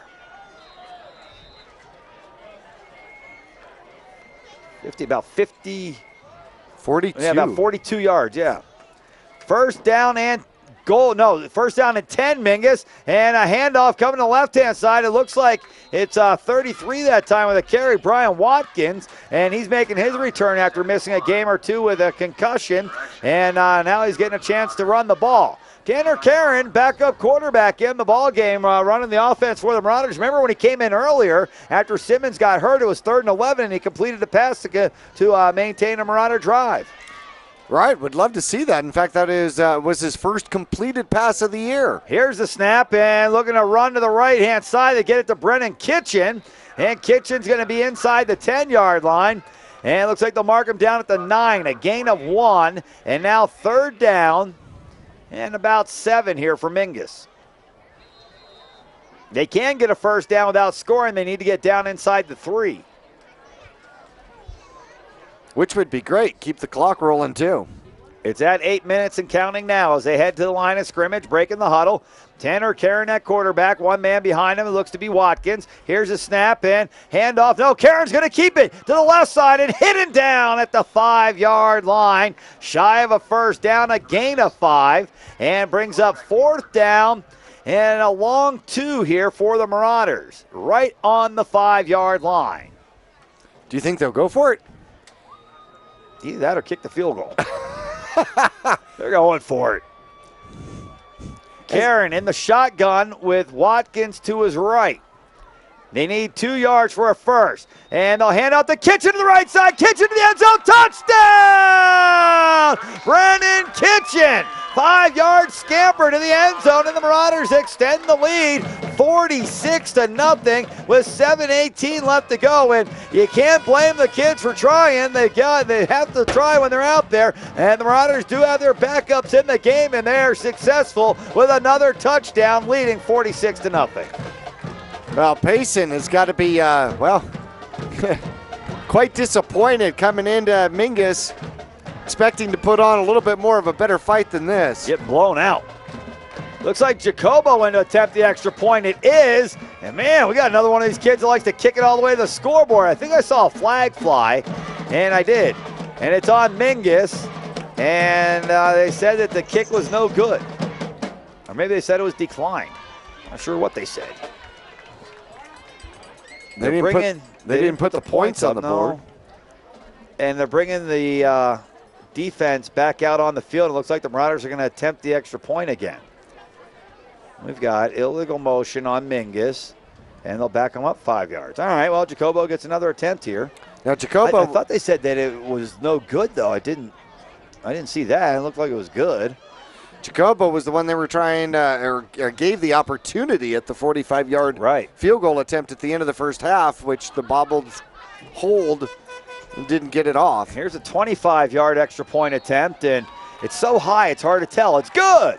47-0. Jacobo knocks it in even after the 5-yard penalty. 7:18 left to go. We are in the continuous clock at Mingus. 47-0. Marauders stomping on the Longhorns. We'll be back after this.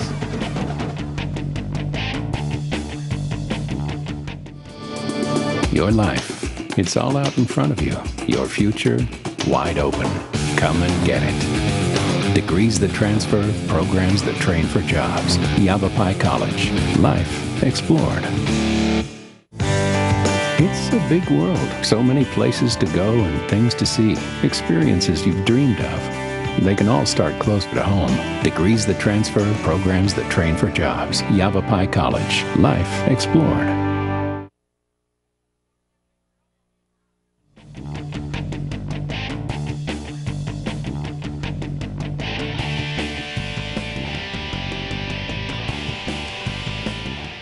Back at Mingus, 47-0. The Marauders lead as Jacobo gets ready to kick off. JB, we have to give props where props are due. It was actually Levi Collins, number 32, running the ball that last series, and not Brian Watkins.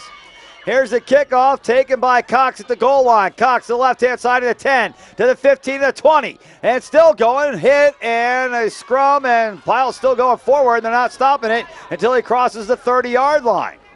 Good return. Hard run, there's no doubt about it. Not going down easy. But not much to show for here at the 30-yard line, and no points on the board. Marauders leading 47-0 with 7:06 left to go. Well, let's see. The Mingus Marauders against Flagstaff put up 390 rushing yards, and here 301 yards against Payson. Plenty of time. 467 yards of offense here for Mingus. Nice. First down and 10 Longhorns. Clock running because it doesn't stop when the team's up by more than 42. The Marauders lead by 47-0. First down and 10. Goodman with a man in motion from left to right. Fakes a handoff, drops back. Looking to throw. Down the middle he goes, and it's intercepted by Garcia. Following a block, Garcia to the outside of the 40. Cuts it back to the middle and hit in. He's going to be down at the 32-yard line. Andrew Garcia comes up with a big INT for the Marauders. The free safety roaming back there in center field, where we'll see him here in a couple months. And he played center field to perfection that time, JB, coming up with a big catch. The INT. Just waiting out there deep. I mean, nowhere to go, and just waiting for the ball. Hoping that that one would not get tipped by Seneca, honestly, because had it gotten tipped, it might have interfered with the interception. Karen back out in at the quarterback position for the Marauders. Clock running, 6.5 minutes left to go. It is Levi Collins in the backfield for the Marauders, and Karen yelling over the sideline, hey, we're short a guy. And Herb Tiffany comes out on the field. Here's the snap. Handoff to the left side to Collins. Breaks the initial contact and falls forward to the 30, a gain of 2. Now, let's make sure everybody knows that. It may not be that Tiffany didn't know that he wasn't in there. No, well, with everybody switching in and out, he may not have been told. Right. Or somebody else was supposed to be in there and they didn't get there. Right, so they say, hey, you stay out. Right. Tiffany, get in there. You don't know where you're supposed to be, and you stay on the sideline. I think that's good. Dakota Hanks coming back into the ball game for the Marauders here. And also running in from the sideline, it's Shane Trimble. Remember old Sugar Shane had a big block last week at Coconino, freed up the sideline for the Marauders. Second down and 8.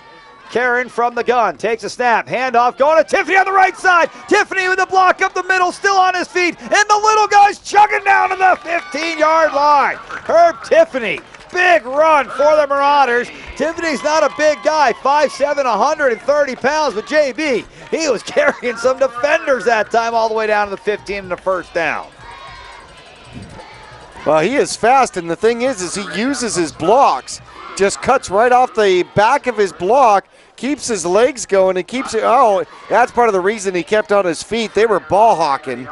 And he wasn't giving it up. Nope. First down and 10, Mingus. Here's a snap, and Karen's going to hand off in the backfield to number 3, Taylor Thagard. And Thagard, another sophomore, getting a carry, a 5'8", 155-pound sophomore. And fans, the future is now at Mingus. Anthony Lopez, a sophomore, 5'8", 140, runs the play out on the field. So the Marauders have really opened it up and cleared out the bench here. We're seeing numerous players from the JV squad on the field. Well, that's good. Later on in the season, I think we're going to see a lot more JV as they come up. Here's a snap and a sweep to the left-hand side. It's Helsel still on his feet and down to the 6, which will be close to a first down. It's a gain of, well, if they mark him right there at the 6, it will be a first down. They're saying third, however, and it's not going to be by much.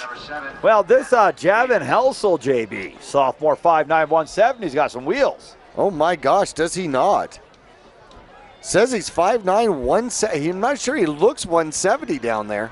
He looks fast. He looks very fast. He is lean, and I like the way he finishes his run. Felix Vera runs the play in for the Marauders. Third down and less than a yard. 3:43 left to go. Mingus leading 47-0. Here's the snap and handoff coming left-hand side and down to the 5. And that will be enough for a first down for the Marauders. And I think it was number 3, Thagard, that got the carry again, and he should have a first down. Nope, the officials have a fist up. That means fourth down. Oh, they didn't give him the 5. It's still back at the 6. Huh. Like I said, like he's at the 5. Medium progress. Yeah, medium progress. Another new guy comes running in here. It's Austin Fredette. F-R-A-D-E-T-T-E for the Marauders, a sophomore, 5'9", 150. Here's a snap, and Karen's going to keep it himself. Karen through the middle, touchdown! Tanner Karen fakes the handoff, keeps it himself, and right down the middle it rumbles for a Marauder touchdown. Mingus now leading 53-0 over the Payson Longhorns, and it's not rubbing it in when you got your backups in there doing it. It's just you're better than your opponent. 2:56 left to go. Mingus extends the lead to 53 with the extra point attempt from Jacobo here coming. Highest output offensively for the Mingus Marauders this year. And defensively. Yeah. Here's the kick. It's up and good. 54-0 with 2:56 left to go. We'll be back with the Marauder kickoff coming up after this. Keep your vehicle on the road and running right for less with Reese's Tire in Cottonwood.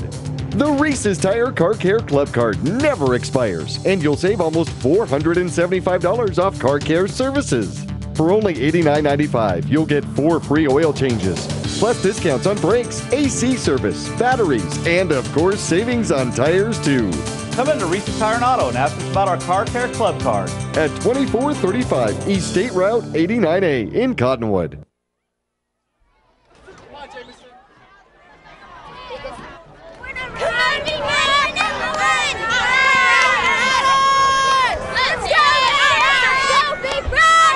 Back at Mingus High School, 54-0. The Marauders with their biggest lead of the season. Set to kick it off with 2:56 left to go in a continuous clock. Jacobo with a kickoff. He's kicked the last couple extra points as well, JB. It's taken at the 5-yard line. And to the middle of the field, still on his feet, breaking through, and then Seneca lights him up across the 25. Big hit that time by Seneca. The return man, number 32, Sam Boatman, just got drilled by Jeremy Seneca as he crosses the 25-yard line. That's where the Longhorns set up 1st and 10 from their own 27. And Broyles out there defensively again. Almost had a pick earlier. Nice to see him suited out. We talked to him after last game on the road at Coconino, and he indicated that he was going to be back this week. Yeah, there he is. Not offensively, but defensively he seems to be back. May not see him offensively again this year, JB. 1st down and 10. Goodman in the gun. Takes a snap. Rolls right. It's not Goodman. It's Mendoza. Mendoza in trouble. Hit and then drilled back at the 25. They'll lose 2. And it looked like he may have thought he was going to throw the ball when he got over there towards the Marauder sideline. And then all of a sudden it was bing, bing, bing. Marauders knocking them around and down. Great job by the Mingus Marauders just to keep pursuit out there. And then Troy Carter with the clothesline as he practices his WWF move. Mr. Cotta. Welcome back. Welcome back. Welcome back. Well, how come I don't know who 44 is? We got a 44 out there, JB, and we need to know who he is. Well, you know what? Let's look at this other roster. Maybe he's on our other roster here. 44. Mike Harrison. Oh, is that Big Daddy's kid? Mike Harrison? Is that Rob Harrison's son from Suzy Q Market? Good question. Here's a snap and looking to run left-hand side. And not much room to run that time. And down at the line of scrimmage brings up 3rd down and 12. Mike Harrison, a sophomore, comes into the ballgame for the first time. A linebacker, 6'1", 180. I think the chances are pretty good. That's Big Daddy Rob Harrison's son, I would think. I don't know for sure, but we are here in Cottonwood. His name's Harrison. Well, you're narrowing the field. I am. I'm waiting for the call from Suzy Q. 3rd down and 12. For the Longhorns, down to 65 seconds left to go. Here's a snap. And another guy in playing quarterback now, and he's going to run it himself, and he's not going to fare much better than the last couple of guys that tried to run here against the Marauders. And now we got people pointing around, see what happened out there. It was number 7, Matt Davis, a sophomore backup quarterback. And, it's Broyles down on the ground. And he's holding his left knee. Oh, no. Well, this is what the Marauders were worried about. They didn't want want to see this kid get hurt. He's in here playing in garbage time after missing the last 5 weeks, and that may be it. He had a torn ACL. They are hoping it got better, but it doesn't look so good right now. Let's take a break. 42 seconds left to go in the ball game. Man, 54-0 the Marauders lead, and now we've got an injury timeout. We'll be back to attend to Anthony Broyles after this.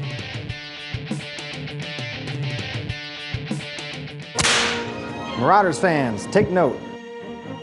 Renegade Steakhouse is the place to enjoy good food, good friends, and good times. From Wrangler's Prime Rib to Cowboy Caviar, and from Cactus Fries to Cowboy Burgers, it's all here waiting for you.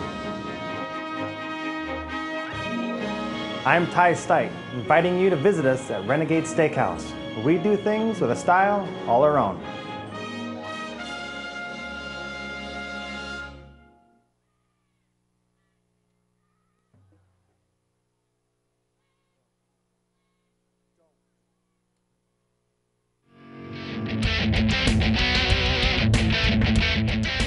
Two things we can count on every year: a new set of tax rules and great weather here in northern Arizona. Jackson Hewitt Tax Service, locally owned and operated by Lewis Rice since 1997, is here for you all year long. Your neighborhood Jackson Hewitt Tax Office will help you in all of your taxing situations. Electronic filing is always free with your tax preparation at Jackson Hewitt Tax Service. Get more in return. Call 1-800-234-1040 for an office near you.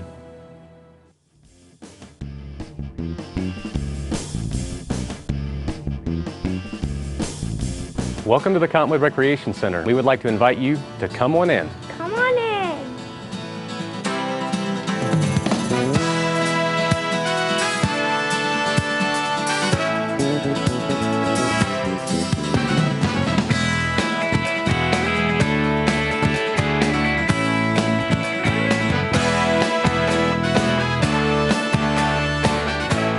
Our whole team is here to help you get the most out of each workout here at the Cottonwood Recreation Center.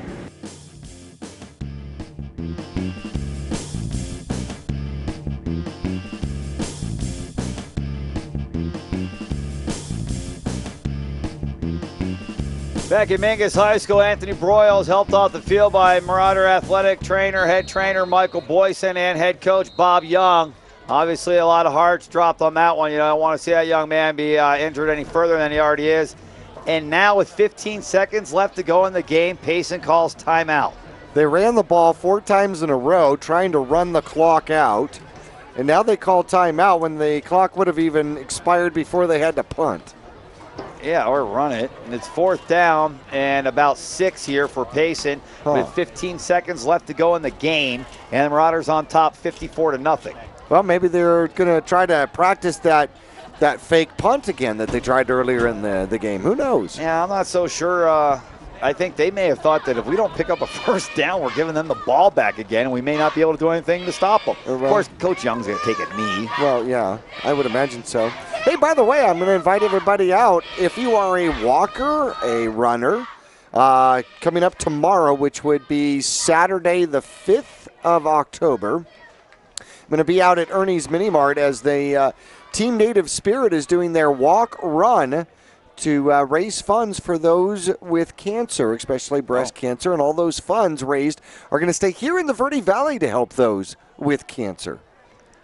4th down and 6. Longhorns whip the ball, and they're going to punt it.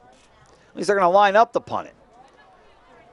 It's Eric Vose, the punter, standing at his 18-yard line awaiting the snap. Good snap, no pressure by the Marauders. And he'll get off a punt. Mingus doesn't even have anyone back. And it's going to take a nice roll. And you might just, man, look at the roll. All the way down to the 13-yard line.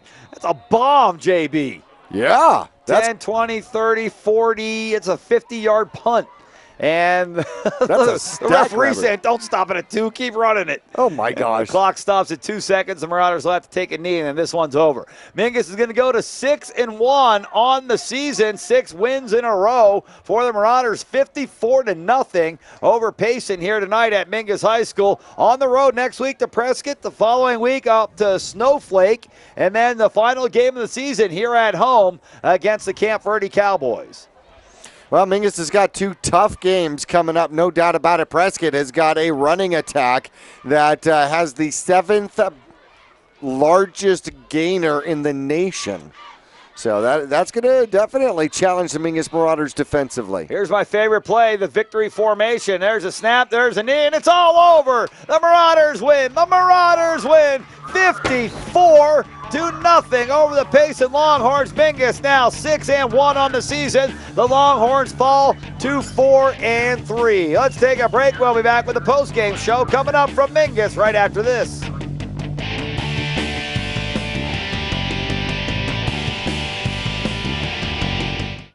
Keep your vehicle on the road and running right for less with Reese's Tire in Cottonwood.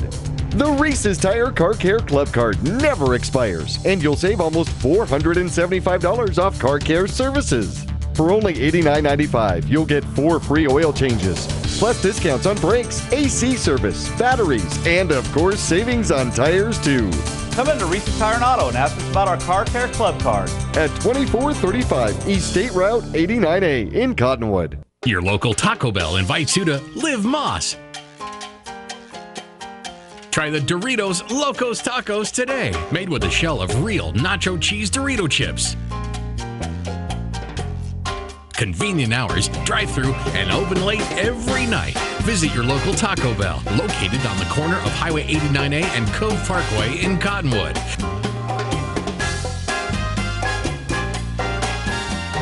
Taco Bell. Live Moss. Service, convenience, price. Taylor Waste is locally owned and voted #1 in residential garbage collection for the past 8 years in a row. And right now, new customers will enjoy 2 months free service with your switch to Taylor Waste. Add an extra container and take part in Taylor Waste's popular clean recycling program as well. Hi, I'm Chris Taylor, owner of Taylor Waste. We're proud to serve our friends and neighbors with service tailored to your needs. Each year, the faces change, yet the will to test one's passion remains the same. A courage that fosters a sense of pride in each of us. Keeping that pride strong and healthy is our job. That hurts a lot, huh? World-class therapists, nurses, and orthopedic surgeons focused on keeping our athletes in the game. From prevention, diagnosis, treatment, and the latest in non-invasive surgical techniques, you can feel confident that we're on the sideline, ready when you need us.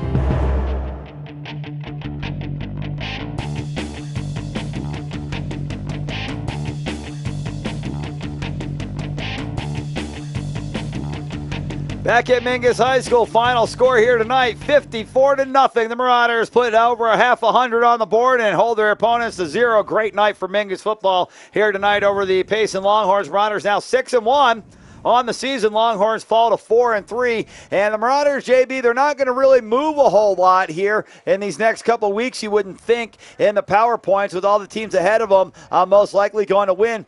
Until 2 weeks from tonight, when the Marauders are up in Snowflake, Sholo and Blue Ridge will be playing each other, so somebody's got to lose that one. Could be an opportunity for the Marauders to move a little further ahead. However, they've got to take care of business. They got a big one next week at Prescott, and then that game at Snowflake's going to be looming fairly large for the Marauders as well. Well, Mingus went into a stretch here where they're hitting Game 6, or Game 7 rather, and or Game 6. I'm sorry, 7. 1, 2, 3, 4. You're right. Oh, my gosh. Hitting Game 7, and then boom, boom, boom. They are facing 3 4-2 teams in a row. Well, as of this week going into tonight's play. Payson was 4-2. They'll drop to 4-3. They were ranked 14th in the seeding. They may slip out of the top 16. Yeah, right. And they've got a couple tough games coming up for the rest of the season as well. Yeah, it's going to be tough times for the Payson Longhorns, and they just could not get anything going here tonight against the Mingus Marauders. It was all the Marauder show here tonight. First quarter action, 6:44, and, well, let's leave it to Tyler Herndon to start the scoring for the Mingus Marauders as he runs toward the end zone that the Marauders are celebrating in, and it works out to be a 29-yard run through the 4-hole on the right-hand side on 4th down. Nonetheless, Kadera gets the extra point to add to his totals, and it was 7-0. And that would be the only scoring in the first half, or pardon me, in the first quarter. Listen to me. Yeah. Phew. Lots of scoring in the first half. Second quarter action, and 10:59 left to go, just barely into it. A 40-yard pass. Simmons gets his first touchdown pass of the game to a wide-open Brewer. He was so wide open that he probably had good 12 yards to the nearest defender, no doubts. Extra point by Cadero was good. It was 14-0. Mingus wouldn't stop there. 8:16 left to go, still first quarter action. And Herndon would get his second touchdown of the game. This one a 35-yard variety.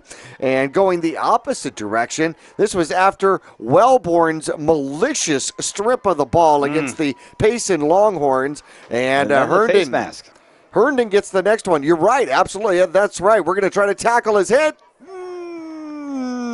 No. And Herndon runs right through it and streaks down the sideline for the final 18 yards of that touchdown run.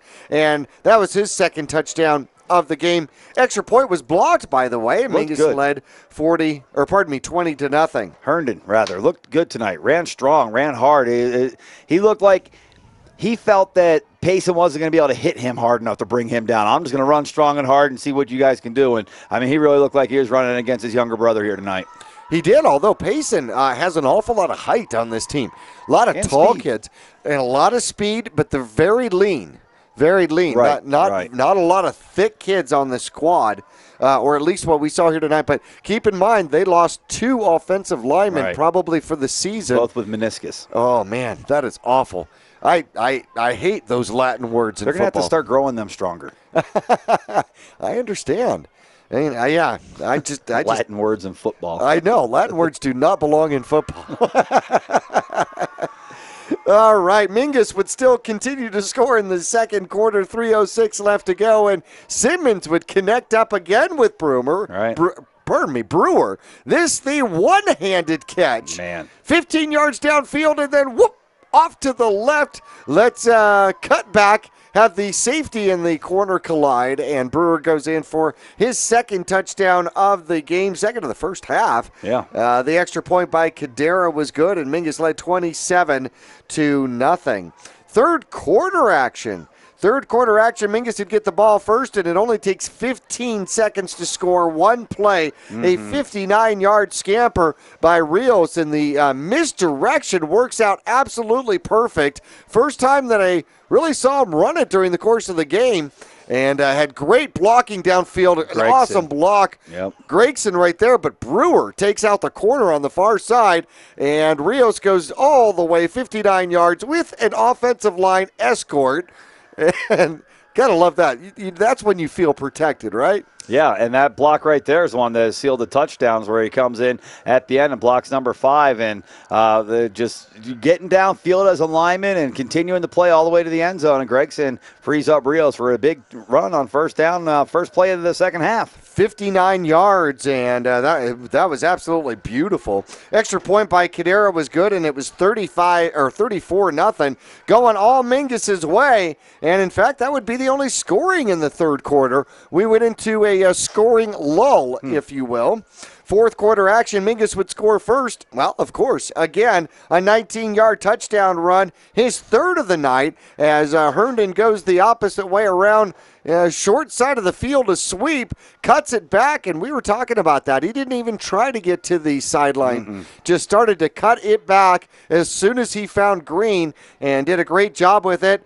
And I think Payson was playing to the outside with that sweep, giving him to the inside, daring him to cut the ball back. He did so, and did so successfully. The extra point blocked for the second time in the game, and Mingus led 40-0 at that point. Then 7:18 left to go, still fourth quarter action. Mingus would score again, this time Kitchen with the ball. A 5-yard blast right up the middle off to the right.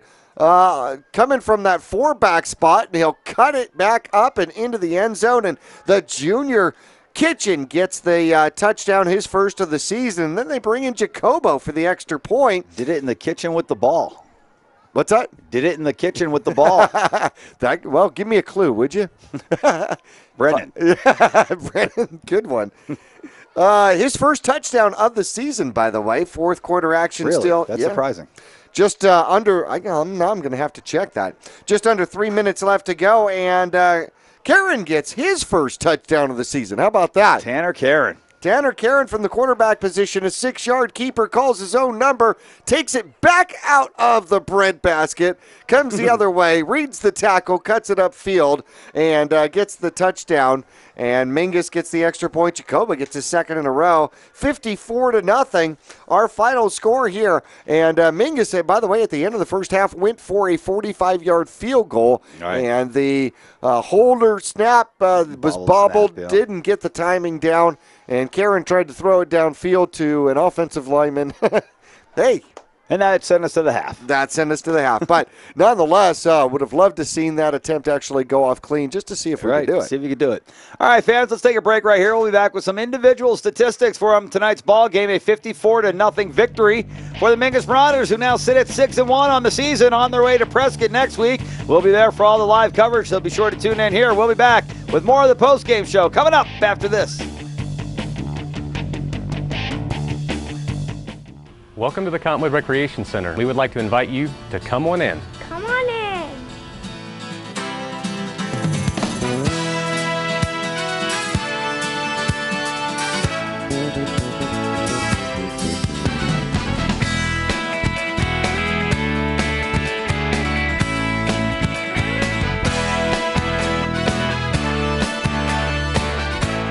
Our whole team is here to help you get the most out of each workout here at the Cottonwood Recreation Center. Marauders fans, take note. Renegade Steakhouse is the place to enjoy good food, good friends, and good times. From Wrangler's prime rib to cowboy caviar, and from cactus fries to cowboy burgers, it's all here waiting for you. I'm Ty Stite, inviting you to visit us at Renegade Steakhouse, where we do things with a style all our own. Verde Valley Connections is your source for primary medical care. Verde Valley Connections is here for you. We're taking new patients every day. Just give us a call and we'll set you up with an appointment, or stop in and we'll try to work you in. We'll take the time to get to know you. And if you need a prescription, our pharmacy is right here in the lobby. Whether you're new in town or just don't have a primary care connection, Verde Valley Connections is here for you. Call 634-2236 and ask for Connections. Would you rather recycle like this or like this? Clean Recycling processes over 95% of the materials collected, as opposed to under 20% with other processes. Just add a recycling container and your recycling materials end up recycled instead of in the landfill. Just one of the many reasons Taylor Waste has been voted #1 for the past 9 years in a row. Hi, I'm Chris Taylor, owner of Taylor Waste. We're proud to serve our friends and neighbors with service tailored to your needs.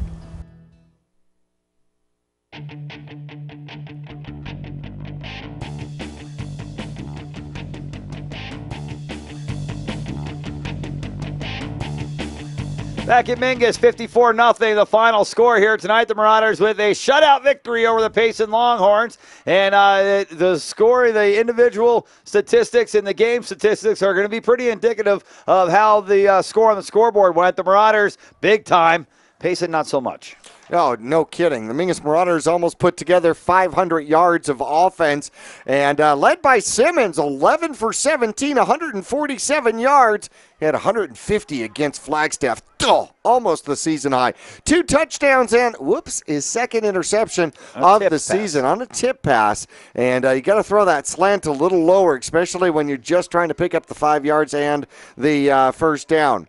Herndon, by the way, 9 carries, 128 yards rushing the ball. What an average, 14.2. Yeah, that'll get it done. Found Pater 3 times during the course of the game. Not only that, you got lots of other stats to talk about. You got 99 yards, 4 receptions, and 2 touchdowns by Brewer. Right. And threw to him 5 times, put his hands on the ball and caught it 4 times, 2 times for touchdowns. Mingus puts together 331 yards of total rushing. Dakota Hanks, by the way, 9 carries, 49 yards. Didn't find the end zone here tonight. Also running the ball is Jesse Rios, 5 carries, 59 yards. That's a pretty good average, if I must say so myself. And the youngster, number 6, Hessel, finds some open running room and has 62 yards on two carries. 2 carries and a touchdown, right? Oh, no, he didn't get in. 51 yards on 2 carries. Almost got into the end zone for it,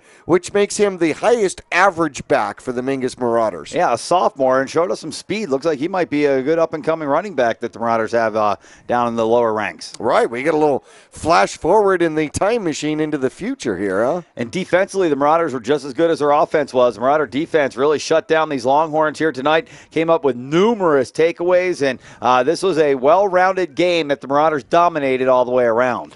Well, Pelletier had another sack on the season, also had another caused fumble, and that just adds to his totals and a out blocked there. Punt. And a block punt, yes, exactly. Let's see. Kadira had a fumble recovery here today. Eppinger had a sack for 2 yards. Wellborn had a fumble recovery with 9 yards on the return. And, yes, a defensive lineman with an interception. Talk about reading the play. Big Red. Yeah.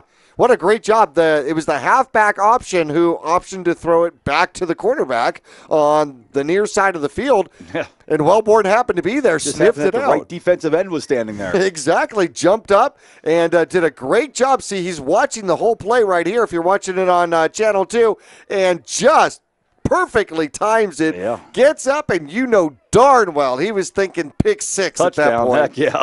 Get off me, McFly. Well, Jordan Wellborn sure did have a great game today, JB. Provided pressure all night long. Came away with 2 takeaways, a forced fumble and a fumble recovery. Had an interception. I mean, Jordan Wellborn played real well tonight for the Mingus Marauders. That's what they have been accustomed to and used to getting out of him, and he really shined again tonight for Mingus.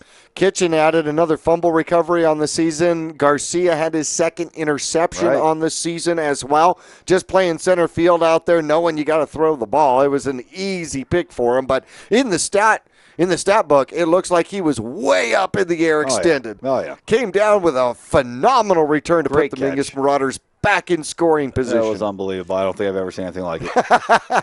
The basket catch, hoping the guy in front of you doesn't tip it. Yeah, right. Yeah, everybody likes a gimme. Hitting a bunny. That's what they call it. Those are some of the hardest ones to catch sometimes. You know, you break your concentration. Right. You're like, oh, I got it. Always sucks when it hits you right in the breadbasket. Or in the helmet. That's happened to me, too. All right, fans, let's take a quick break right here. We will be back with our player of the game, 54-0. The Marauders with a shutout victory tonight over the Payson Longhorns. Mingus now 6-1 and looking pretty good as they're building up steam towards the playoffs. We'll be back with the wrap-up coming up after this.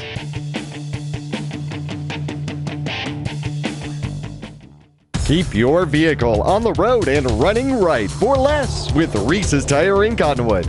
The Reese's Tire Car Care Club card never expires, and you'll save almost $475 off car care services. For only $89.95, you'll get 4 free oil changes, plus discounts on brakes, AC service, batteries, and of course, savings on tires too. Come into Reese's Tire and Auto and ask us about our Car Care Club card. At 2435 East State Route 89A in Cottonwood.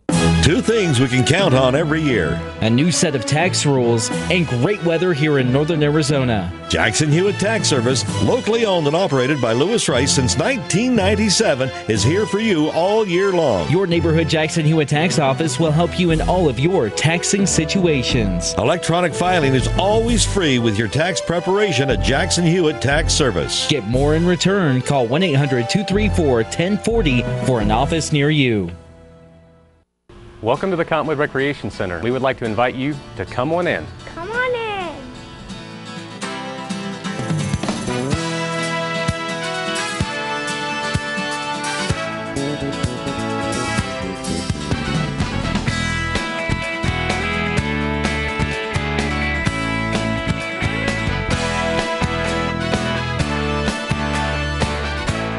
Our whole team is here to help you get the most out of each workout here at the Cottonwood Recreation Center. Verde Valley Connections is your source for primary medical care. Verde Valley Connections is here for you. We're taking new patients every day. Just give us a call and we'll set you up with an appointment, or stop in and we'll try to work you in. We'll take the time to get to know you. And if you need a prescription, our pharmacy is right here in the lobby. Whether you're new in town or just don't have a primary care connection, Verde Valley Connections is here for you. call 634-2236 and ask for Connections.